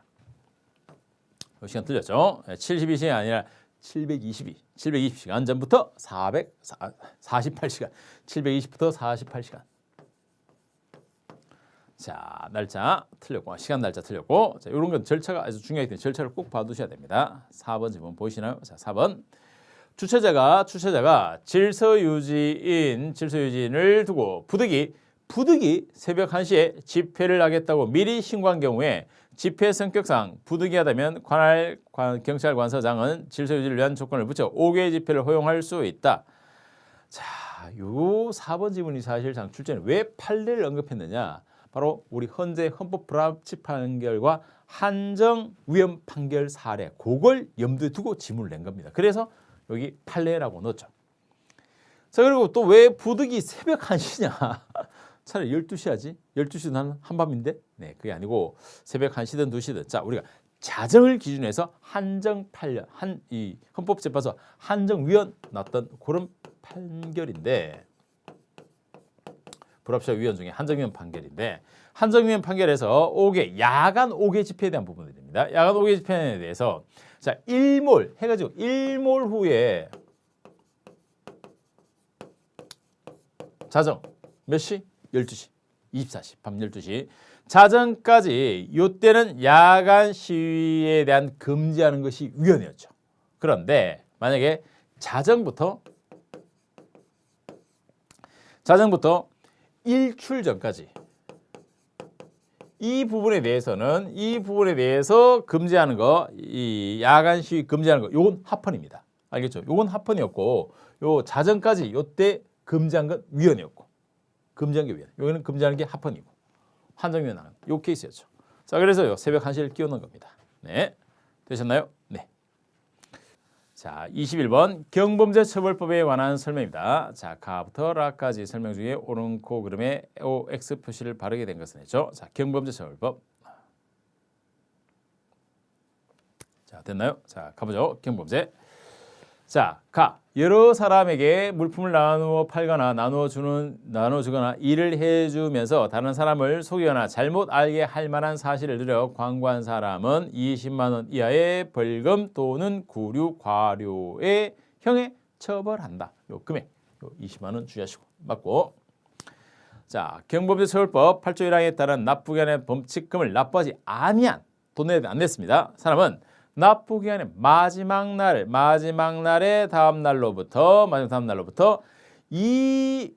30일이죠. 20일인데 30일이 아니라 20일 이내에 통고받은 금칙 부분에서 이것도 100분의 30이 아니라 100분의 20. 자, 요 20일 30으로 숫자 장난쳤습니다. 다 해양경찰서장을 제외한 경찰서장, 제주특별도지사 또는 특별사법 해양경찰서장을 포함한입니다. 제외하는 게 아니고 포함한 서장, 특별자치도지사 그리고 철도특별사법경찰대장 여기는 사실 구조가 좀 다르죠. 즉시 이 특별사법경찰대장이 바로 부과하는 게 아니고 뭐한다? 즉시 관할 서장에게 통보해야 됩니다. 통보하면 서장이 다시 부과하는 구조죠. 그래서 실질적으로는 빠져야 되겠죠. 자, 범칙금 납부기한 내 범칙금을 납부하지 않아 즉결 심판이 청구된 피고인은 통고받은 범칙금의 그 금액의 100분의 50을 더하여 어우 너무 과하죠. 100분의 50 이 정도 과한 건 거의 없습니다. 우리 20. 다 20 가지고 장난쳤죠 지금. 네. 되셨나요? 21번. 좋습니다. 경범죄처벌법. 자, 아직도 이 자료들, 해설 자료들 다운받지 못하신 분들은 네이버 카페 폴리마니아에 들어가시면은 올려뒀으니까 거기에 들어가셔서 네이버 카페 폴리마니아 있습니다. 언제든지 자료도 보시고 내용상의 질문도 하시고 또 수험 고민도 올려주시기 바랍니다. 바로 비밀 상담도 되니까 환영합니다. 22번. 다음 사례에서 가정폭력 범죄 처벌 등에 관한 특례법상의 A 가정 구성원에 해당하지 않는 자는 이 20번 문제는 출제는 나름 재밌게 한번 구성해봤습니다. 좀 응용화되는 문제죠. 이 경찰학이 점점 전공, 순경시험도 마찬가지고 과목개편 이후에 전공 과목의 특징을 나타내면서 이제 응용의 단계를 서서히 본색을 드러내기 시작하죠. 네, 그러나 괜찮습니다. 팩트 경찰학, 김만희 경찰학에서는 해결해 가고 있습니다. 충분히 가능하니까 이런 사례에 들었다고 해서 너무 힘들어하실 필요 없습니다. 차분히 한번 보시죠. 자, 이 가족 구성원의 요 개념을 알고 있니? 그리고 그걸 한번 적용해봐라 라는 응용형 문제입니다. 이제 흔히 이야기하는 공무원 시험 중에 피셋 같은 경우가 이런 행작 경찰을 응용하는 문제들이 꽤 많이 들어오고 있는데 자, 일단 경찰 간부에 들어왔는데 볼까요? 자, 가족 구성원이라는 요 개념에 해당하느냐 안 하느냐인데 A남은 B녀와 혼인하여 살다가 이혼하였고 C녀는 D남과 혼인하여 살다가 이혼하였고 뭐야? 우리 이혼했어요? 우리 이혼했어요? 자, 이런 건 구조화를 한번 시켜보면 쉽습니다. A 자, 남과 B녀가 결혼했죠. 그런데 이혼했습니다. 또 C녀와 D남이 결혼하다가 이혼했습니다. 그래서 누가 요 A남과 C녀가 이렇게 러브라인을 새롭게 맺었대요. 축하드립니다. 네. 자, 재혼했죠. 그리고 A에게는 부친이 있습니다.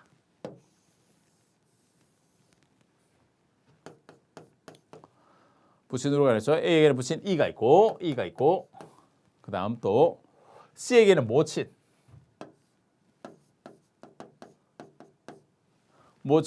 F가 있습니다. 현재 A의 형제 자매로 남동생 G가 있고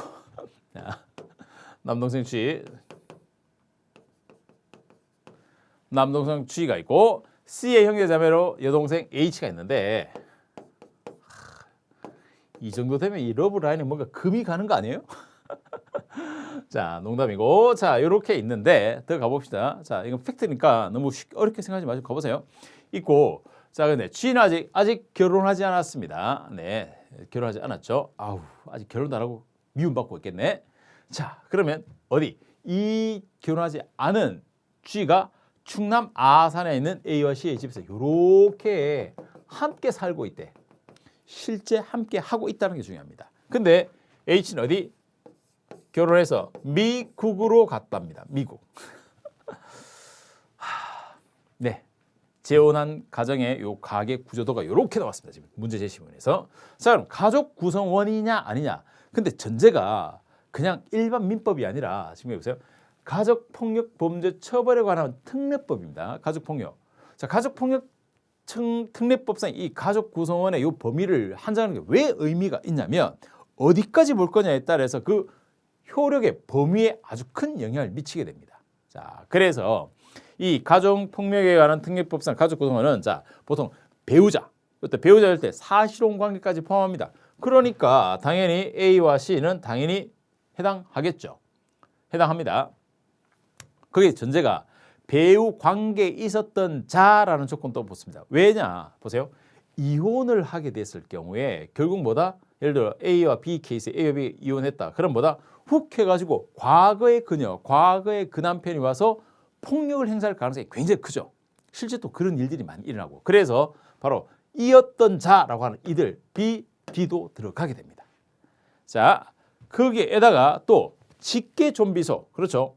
예를 들어 이혼했다. 그럼 뭐 이혼에 따라서 울분 화가 나가지고 그 집에 갔을 때 그 집에 있었던 뭐 장인, 장모, 시부모 이런 분들에게도 사실은 전이가 되겠죠. 감정의 전이. 그래서 그들에게도 해당하도록 구성원 범위로 넣어놨습니다. 자, 그리고 또 하나 더 있죠.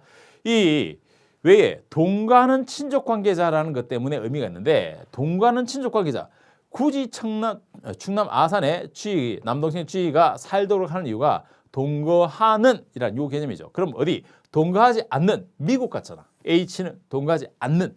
알겠죠? 그래서 H가 해당하지 않습니다. 나름 응용 문제 잘 냈죠. 이런 것들 한번 풀어볼 만합니다. 네, 이 문제는 인정해드리겠습니다. 괜찮은 문제입니다. 출제면. 네.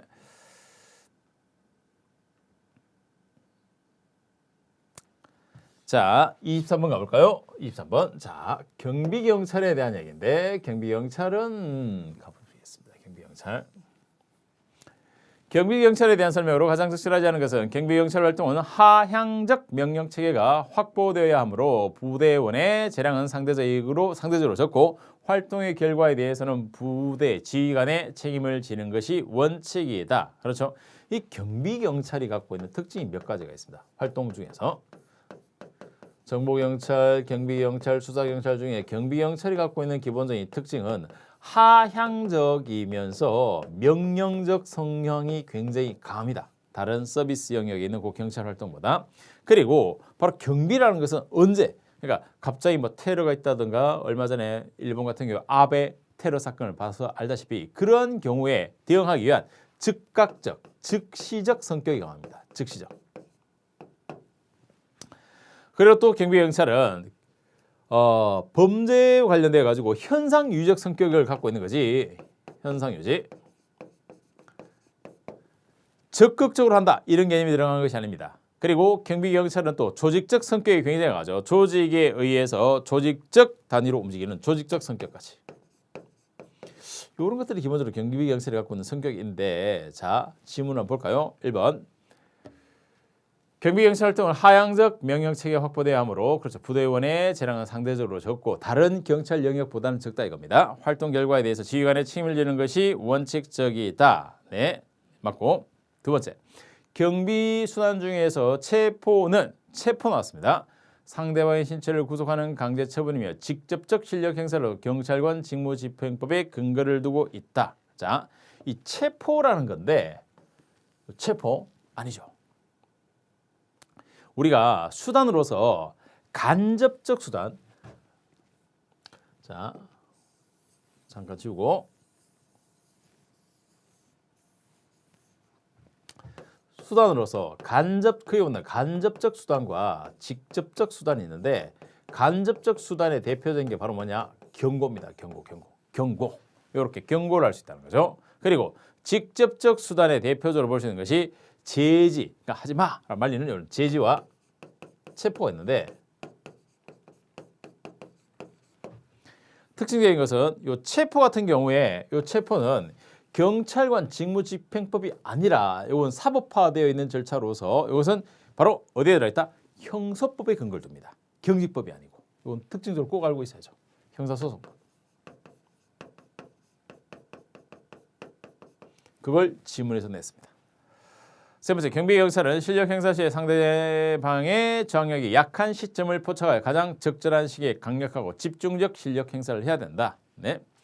네 번째, 경비경찰 활동은 현재 질서 상태를 보존하는 것에 중점을 두는 현상유적 활동 수행이 특징적이다. 그렇죠. 현상유적이죠. 네, 맞습니다. 네.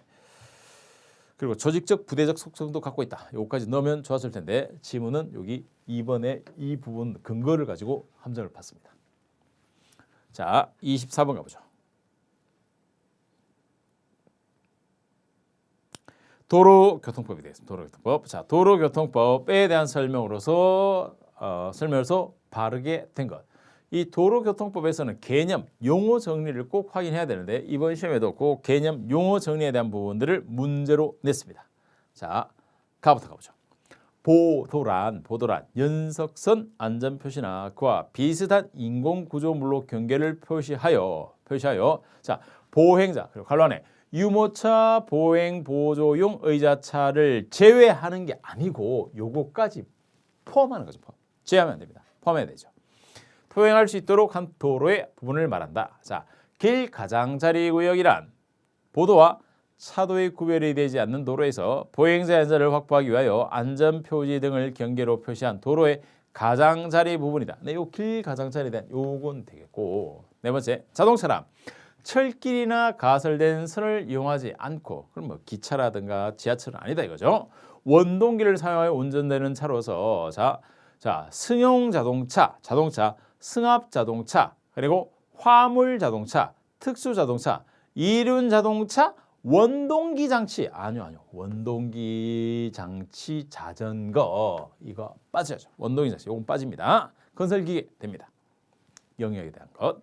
자, 어린이의 보호자는 어린이가 해양행정안전부령으로 정하는 인명보호 장구를 착용한 경우를 제외하고는 도로에서 개인형 이동장치를 운전하게 해서는 안 된다. 야, 이 질문을 제가 웃은 이유가 마치 아닌 것 두 가지를 교묘하게 딱 믹스해가지고 속기 쉽게 만들었는데, 자, 어린이 보호자가 그러면 이런 안전장치를 차고 뭐한다 도로에 놀게 하면 되느냐? 안 되겠죠. 자, 그런데 어떻게 해놨냐면 어린이 보호자는 어린이가 행정안전부령으로 정하는 인명보호장구를 착용.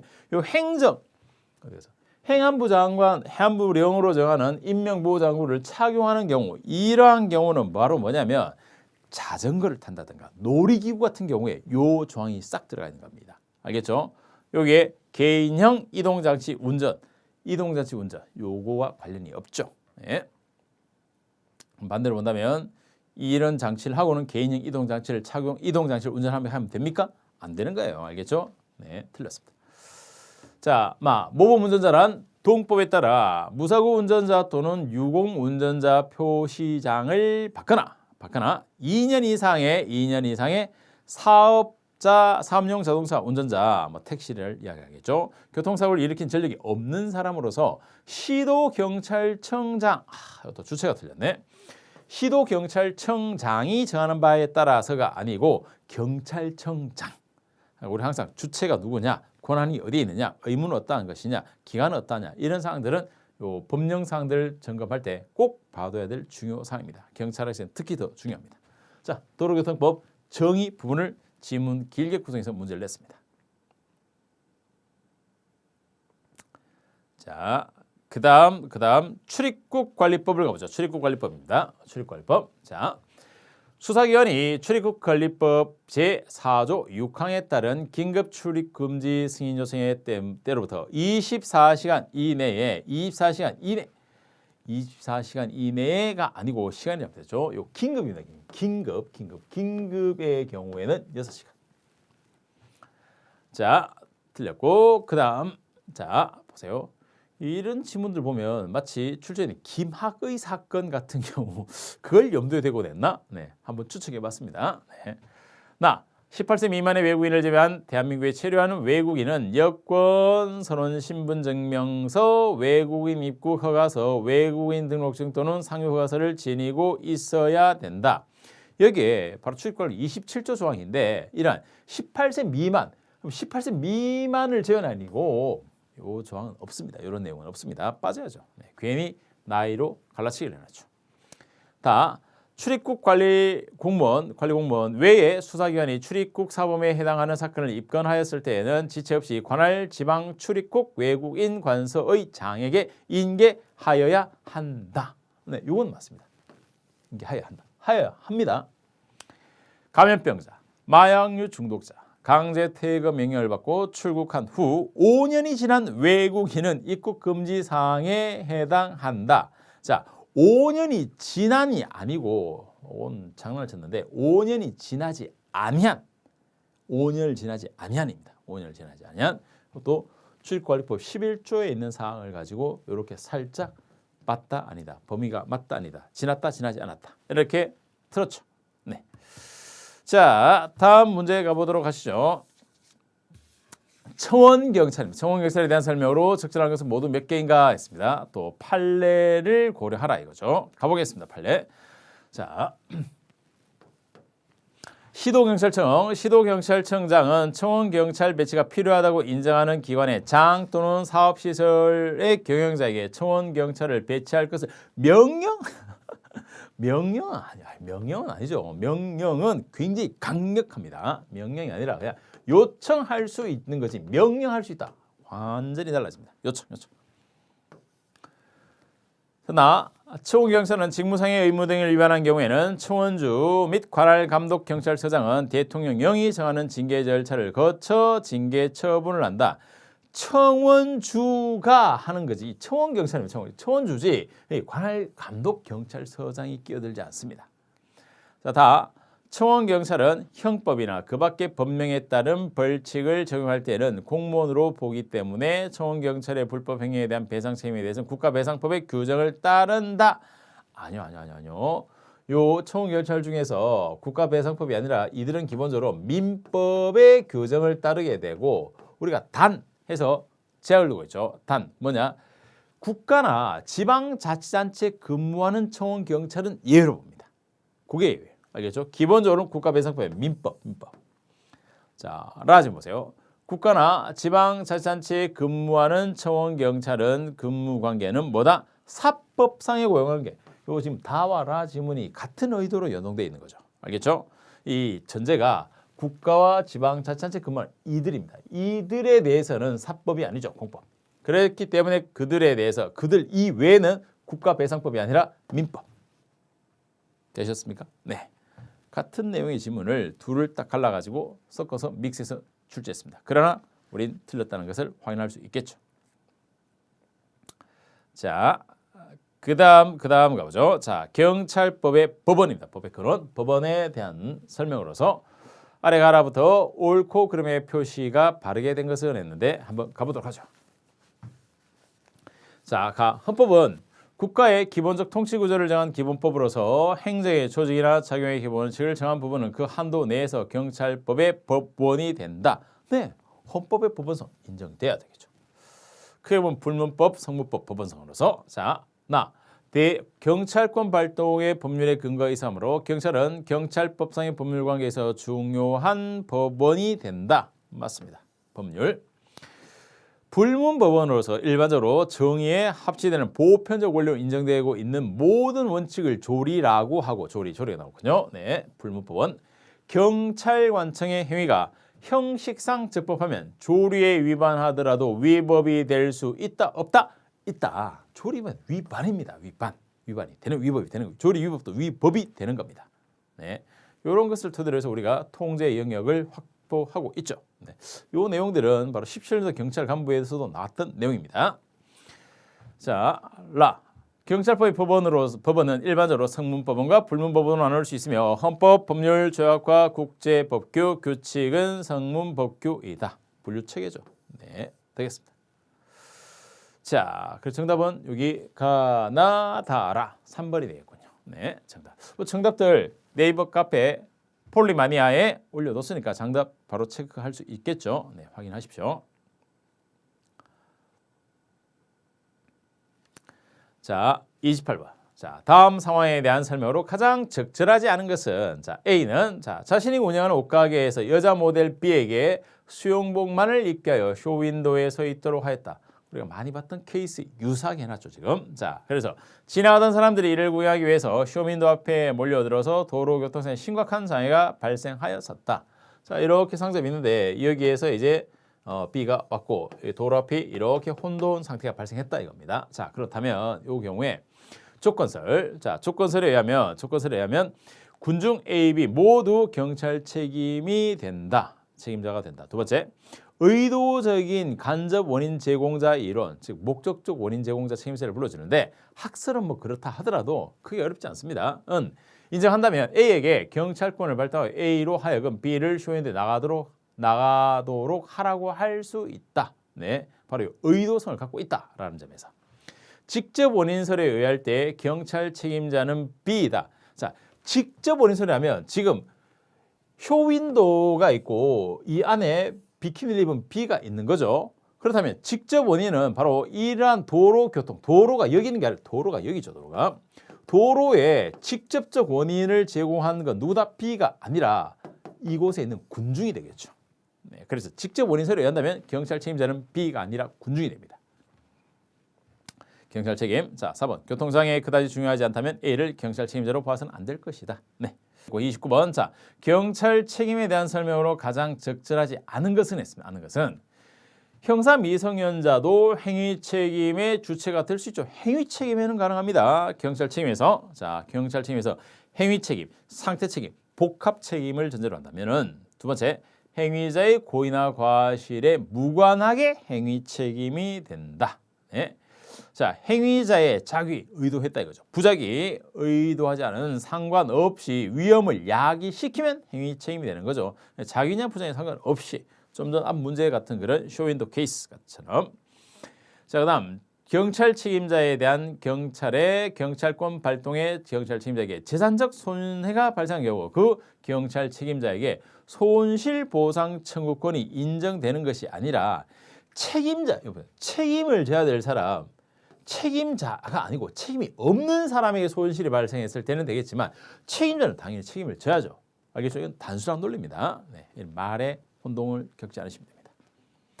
자, 29, 30번 가보겠습니다. 30번. 자, 경찰상의 긴급 상태. 긴급. 자, 위험이 적절하지 이 위험이 이미 현실화되었거나 위험의 현실화가 목전에 아주 급박하여야 한다. 조건을 갖고 있죠. 요건의 사항에 해당합니다. 두 번째, 경찰상 긴급 상태에 대한 일반적 근거는 경찰관 직무집행법에 규정되어 있다. 아니요. 요 긴급 상태에 대한 일반적 근거 아니요. 여기는 없습니다. 오히려 이런 상황에 대해서 소방기본법이라든가 순환구호법 같은 개별법에 있는 거죠. 일반적 근거 아닙니다. 자, 경찰 비책임자에 대한 경찰권 발동을 위해서는 보충성은 전제 조건이고 경찰 책임자에 대한 경찰권 발동 또는 경찰 자신의 고유한 수단으로서 위험 방지가 불가능한 여부를 먼저 심사해야 된다. 다음, 경찰권 발동으로 인하여 손실을 입은 경찰 비책임자. 비책임자에 대해서는 되겠죠. 앞에 지문은 뭐였죠? 책임자였죠. 이런 건 구별해야죠. 정당한 보상, 자, 구제수단 마련돼야 된다. 맞습니다. 자, 31번을 가보겠습니다. 자, 국자법상에서 나타나고 있는 자, 전국적 치안 유지. 전국적 치안 유지. 네, 국자법상에 나타나고 있는 전국적 치안 유지입니다. 출제자가 굉장히 시사적인 내용을 제가 봤을 때 많이 끌어들여서 좀 접목시켜서 낸 것 같습니다. 자, 1번. 경찰청장은 비상사태 등의 전국적 치안 유지를 위한 지휘 명령이 필요한 경우에는 시도자치경찰위원회에 자치경찰 사무를 담당하는 경찰 공무원을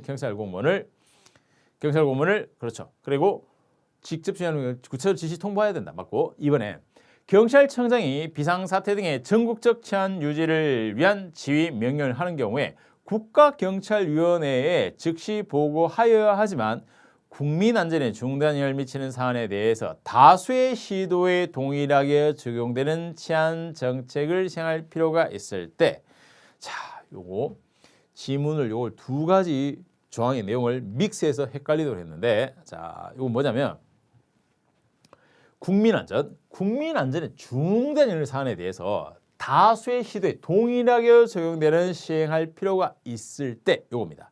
이것과 바로 위에 있는 전국적 사항, 요 전국 치안 유지를 위한 것, 요거는 구별해야 되는데 국민 안전에 영향을 미치는 사안에 대해서 다수의 시도에 영향을 미칠 필요가 있을 때 이럴 때 요건 바로 법 32조 1항에 근거해 가지고 구조가 다르죠. 자치사무와 관련되냐, 그러니까 3호에 있는 자치사무와 관련되느냐, 4호 사항에 있는 이런 것들은 미리 국가경찰위원회 의결을 거칩니다. 자치 이런 것들은 주로 3호에 있는 건데 자치사무와 관련되는 것들이기 때문에 미리 국가경찰위원회 의결을 거쳐야 되는 거예요. 알겠죠? 이게 바로 들어와 있는 것. 3호, 4호의 조건을 믹스해서 지문을 하나로 연결해 버렸죠. 틀렸습니다. 자, 3번에 경찰청장은 비상사태 등의 전국적 치안 유지를 위한 지휘 명령을 할 수 있는 사유가 해소된 때에는 경찰 공무원에 대한 지휘 명령을 즉시 중단. 그렇죠. 중단하고 4번. 시도경찰위원회는 자치사무와 관련되는 해당 시도경찰력으로는 국민의 생명, 신체, 재산의 보호, 공공안녕, 질서 유지가 어려워 경찰청의 지원 조정이 필요하다고 인정되는 경우에 충분한 사유가 있는 경우 의결로 지원 조정, 의결 되겠습니다. 네.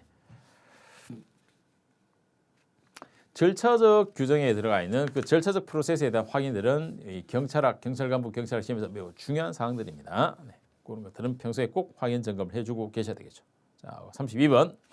국가경찰과 자치경찰 조직 운영에 관한 법률. 아주 중요한 법률이죠. 자, 자치경찰 사무입니다. 적절하지 않은 것은 뭐냐? 1.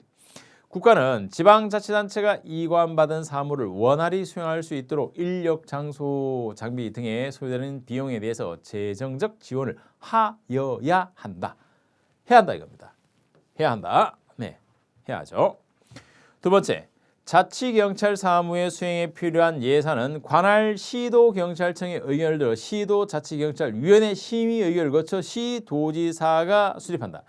이 자치사무의 수행, 이거 35조 사항인데 자치경찰 사무 수행에 필요한 예산은 시도경찰위원회 심의 의결을 거쳐서 가게 됩니다.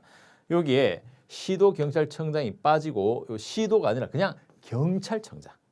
알겠죠? 시도가 아니라 그냥 경찰청장. 네. 직무 조직의 구조상 경찰청장에게 가야 되는 거예요.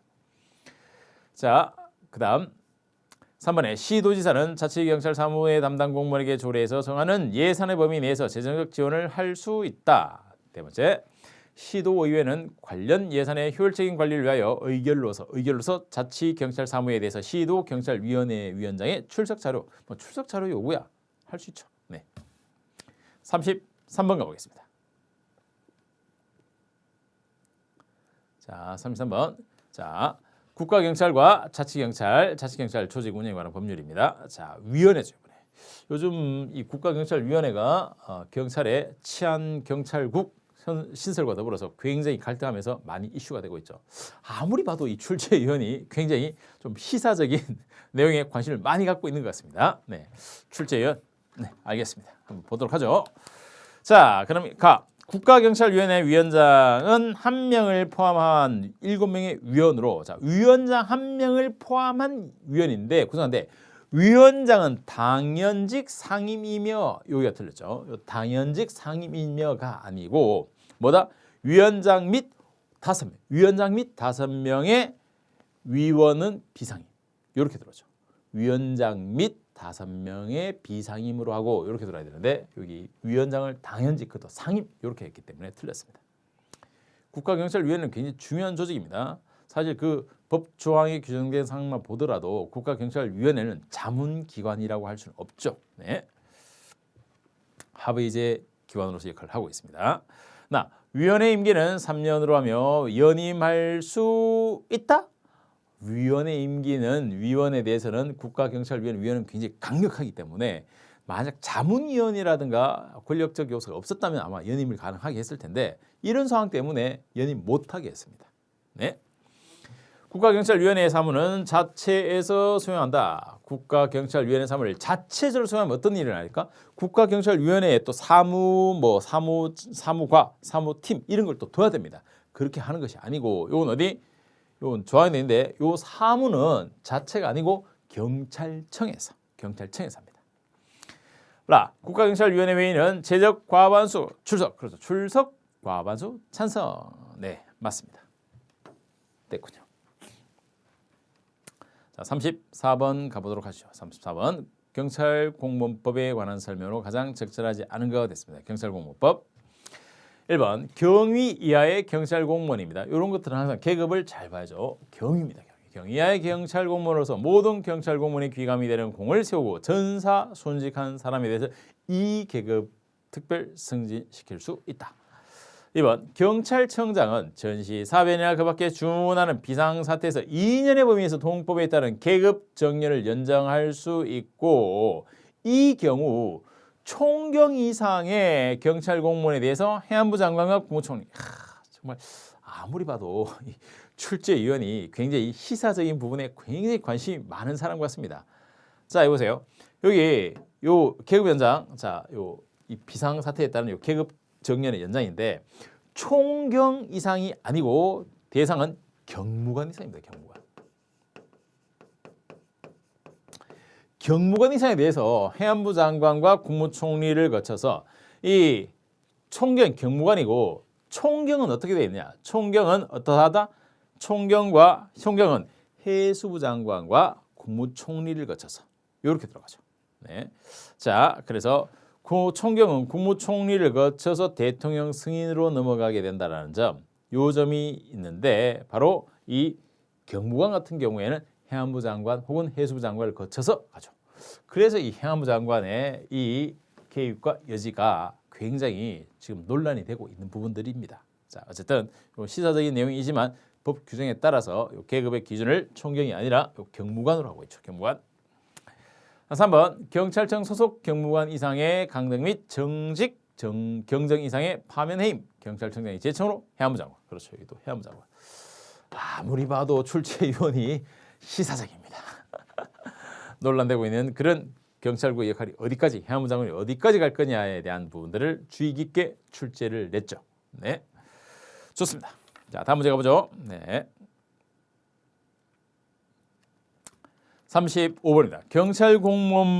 경찰공무원 직무집행법상 35번 불신검문 35번 임용령 밑에 불신검문.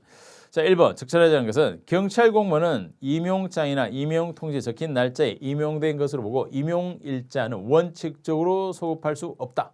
맞습니다.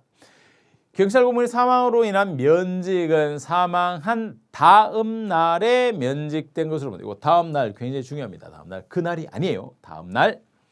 경찰공무원이 재직 중 전사나 순직한 경우로서 특별 승진 임용하는 경우에도 사망한 날을 임용한 기준. 사망한 날 틀렸죠. 사망한 날 날짜가 틀렸습니다. 다음 날. 경찰공무원의 형사사건으로 기소유예돼 직위해제되는 경우에는 기소된 날을 임용일자로 본다. 네. 그다음 자 36번 경찰관 직무집행법상의 불심검문입니다. 자 화면에 보이시죠? 불심검문. 이것도 중요한 제도로서 꼭 알고 있어야 됩니다. 불심검문. 자 가. 경찰관은 동행한 사람의 가족이나 친지 등에 동행한 경찰관의 신분, 동행 장소, 목적, 이유를 알리거나 다른 사람으로 하여금 연락할 수 있는 기회를 줘야 합니다. 변호의 도움을 받을 권리가 있음을 알려야 합니다. 알릴 수 있다 아니 알려야 해요. 알려야. 자, 3조에 있는 사항이고 검문하는 사람이 경찰관이고 검문하는 이유가 범죄에 관한 것임을 충분히 알고 있었다고 보이는 경우에 신분증을 제시하지 않았다 하더라도 불신검문은 위협한 공무집행이라고 할 수 없다가 아니죠. 틀렸습니다. 않았다가 아니라 신분증 제시해야 됩니다. 경찰관은 불심검문 시에 그 장소에서 질문하는 것이 그 사람에게 불리하거나 교통에 방해된다 인정될 때에는 질문을 하기 위하여 가까운 경찰청이 아니고 여기는 빠져야 되겠죠.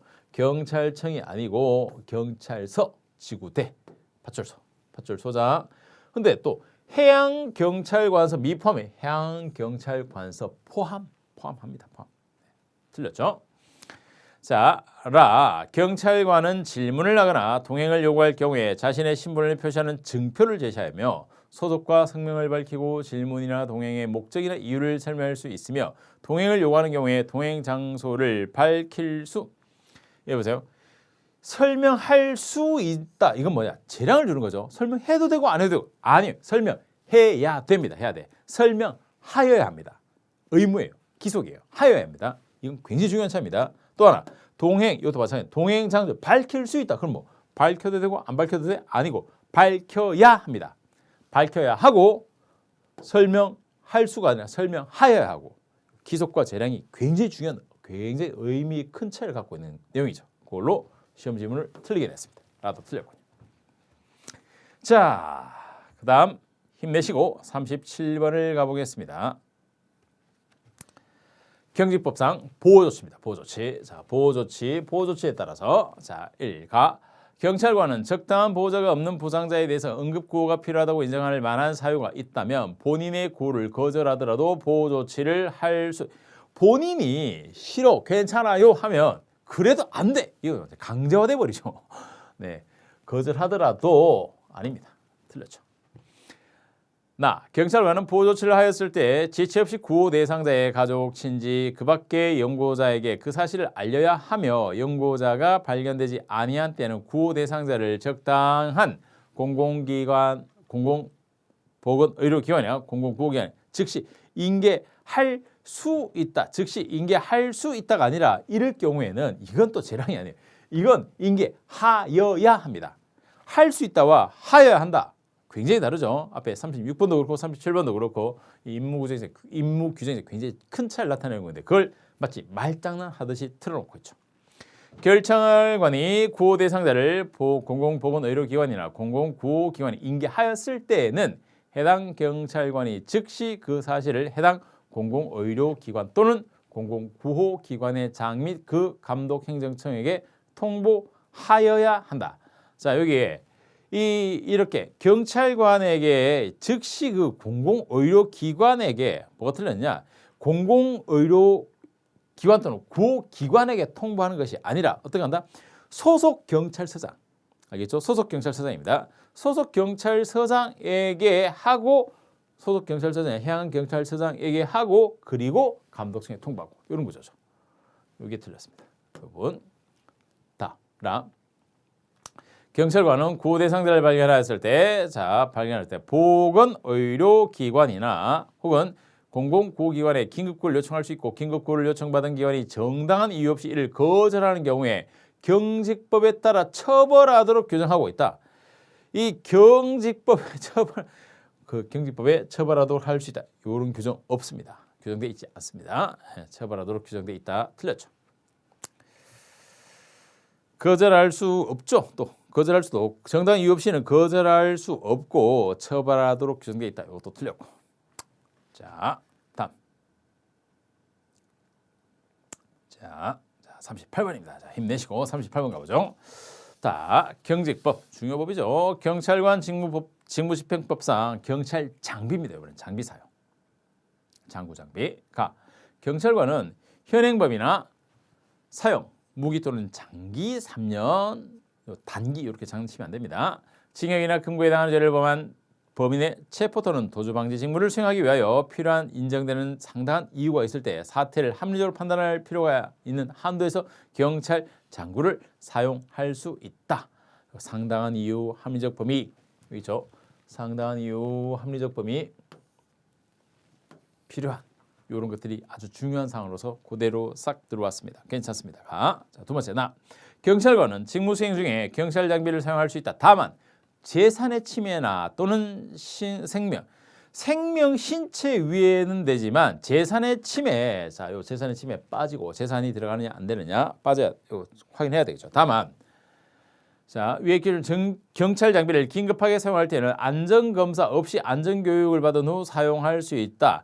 안전검사 없이 아니요 위에 장비인데 안전검사 해야죠. 없이 이렇게 하면 안 되고 위해성 경찰 장비는 자 필요한 최소한도 좋습니다. 필요한 최소한도까지 필요한 최소한도에서 사용하고 그리고 위해성 종류 및 사용 기준 그리고 안전교육 그리고 이러한 것들을 뭘로 정한다고? 또 장을 찾네. 대통령령이지 해안부령이 아닙니다. 만약에 이렇게 해안부령을 해버리면 지금 경찰국 사태처럼 뭐다 행정안전부 장관의 역할이 권한이 엄청 커지죠. 이런 건 중요한 사항입니다. 이런 것들은 대통령령으로 법 10조 사항에 딱 픽스하고 있죠. 경찰청장은 위해성 경찰장비를 이번에 새로 도입합니다. 새로 도입하는 경우에 대통령령으로 정하는 바에 따라 안전교육을 실시하며 그 안전교육 결과 보고서를 안전교육의 실시가 아니고 안전검사, 안전교육하고 안전검사하고 다르죠. 장비에 대한 안전검사입니다. 안전검사. 이 안전검사를 안전교육 이렇게 딱 바꿨군요. 네, 이런 건 빨리 막 급하게 읽다 보면 이런 걸 오해하기 쉬운데 그러나 차분히 시험장에서도 항상 하나씩 확인, 팩트 체크를 해야 됩니다. 네, 그런 것들이 이제 평소에 문제풀이 훈련 과정 속에서 이루어지고 있죠. 자, 그다음 가보죠. 39번입니다. 의무이행 확보수단. 의무이행 확보수단에 대해서 가장 적절한 것은 1. 형사처벌과 이행강제금을 병과하는 것은 헌법상 이중처벌의 위반에 해당하지 않습니다. 경찰상의 강제집행의 실정법적 근거로는 경찰관 직무집행법이 있다. 이 강제집행이 보세요. 강제집행의 근거는 직무집행법이 아니라 행정대집행이죠. 행정대집행법. 그리고 국세기본법이 아니라 국세징수법. 여러분 강제집행에 이걸 알고 계시면 되는데 강제집행에는 뭐가 있느냐 이겁니다. 사실은. 강제집행에 대집행도 있고 강제집행에 대집행도 있고 집행벌도 있죠.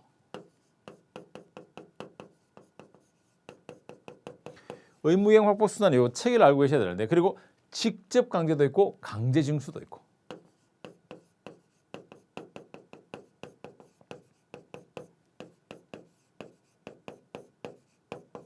자, 그래서 이런 강제 징수를 위해서 바로 뭐다?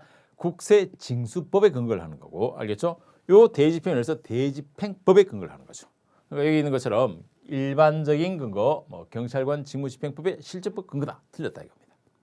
자, 그다음 즉시강제입니다. 3번. 자, 즉시강제는 경찰상의 이행을 확보하기 위한 가장 효과적인 수단이며 공공의 안녕, 질서 또는 급박한 위해가 존재하는 경우에는 국가는 그 위해를 제거하기 위하여 공공의 안녕과 질서를 유지할 자연법적 권리 의무를 가지므로 특별한 법률적 근거가 없다 하더라도 잘 설명하다가 이런 강력한 즉시강제가 바로 법률적 근거를 갖고 있어야죠. 이거야말로 경찰관 직무집행법 같은 이런 근거를 갖고 있어야 됩니다. 네, 근거 없다 하더라도 이러면 안 되죠.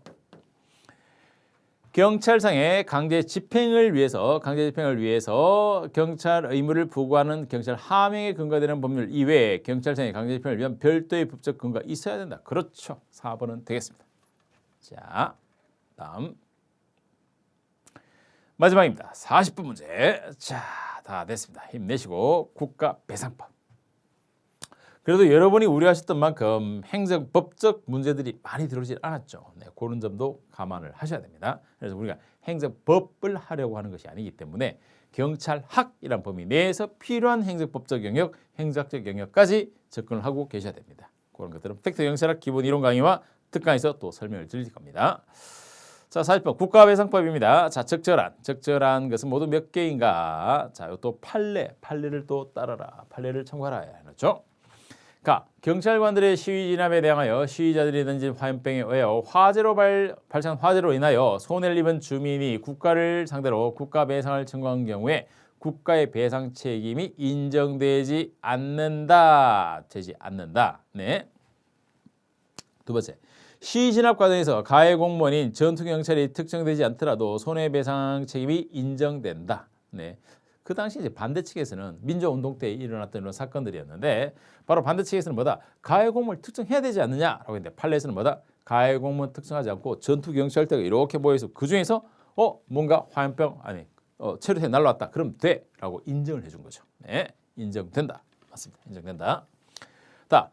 전투 경찰 순경은 국배법 2조 1항 단서에 따라 손해배상 청구하지 않는 군인, 군무원, 경찰 공무원 또는 예비 군대원에 해당한다. 네. 그리고 라. 경찰 공무원의 전투 훈련 등 직무 집행과 관련하여 순직한 경우에는 전투 훈련 또는 이에 준하는 직무 집행뿐만 아니라 일반 직무 집행에 관하여 국가 지방자치단체 배상 책임 일반 직무 집행, 네, 배상 책임 제한되고 단서 조항 때문이죠. 국배법 5조에 따라 도로와천, 즉 영조물 이런 것들도 바로 뭐다? 경찰 기여도 됩니다. 경찰 요즘 네, 개물림 사고도 많이 일어나고 있고 영조물에 포함된다. 되겠습니다. 자, 그래서 총 5개가 되겠군요.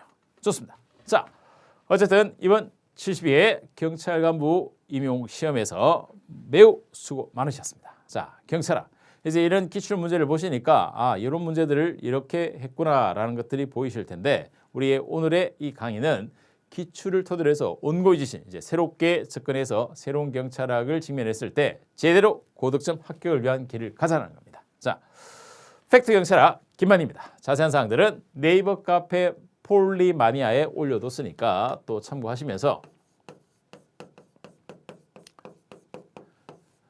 팩트 경찰학의 OT 영상 반드시 참고하시고 그리고 팩트 경찰학에서 다루고자 하는 컴팩트하고 임팩트하고 퍼펙트한 영역들에 대해서 이제 강의에서 프라임 강의에서 여러분과 직접 또 만나서 자세하게 해결해 가도록 하겠습니다.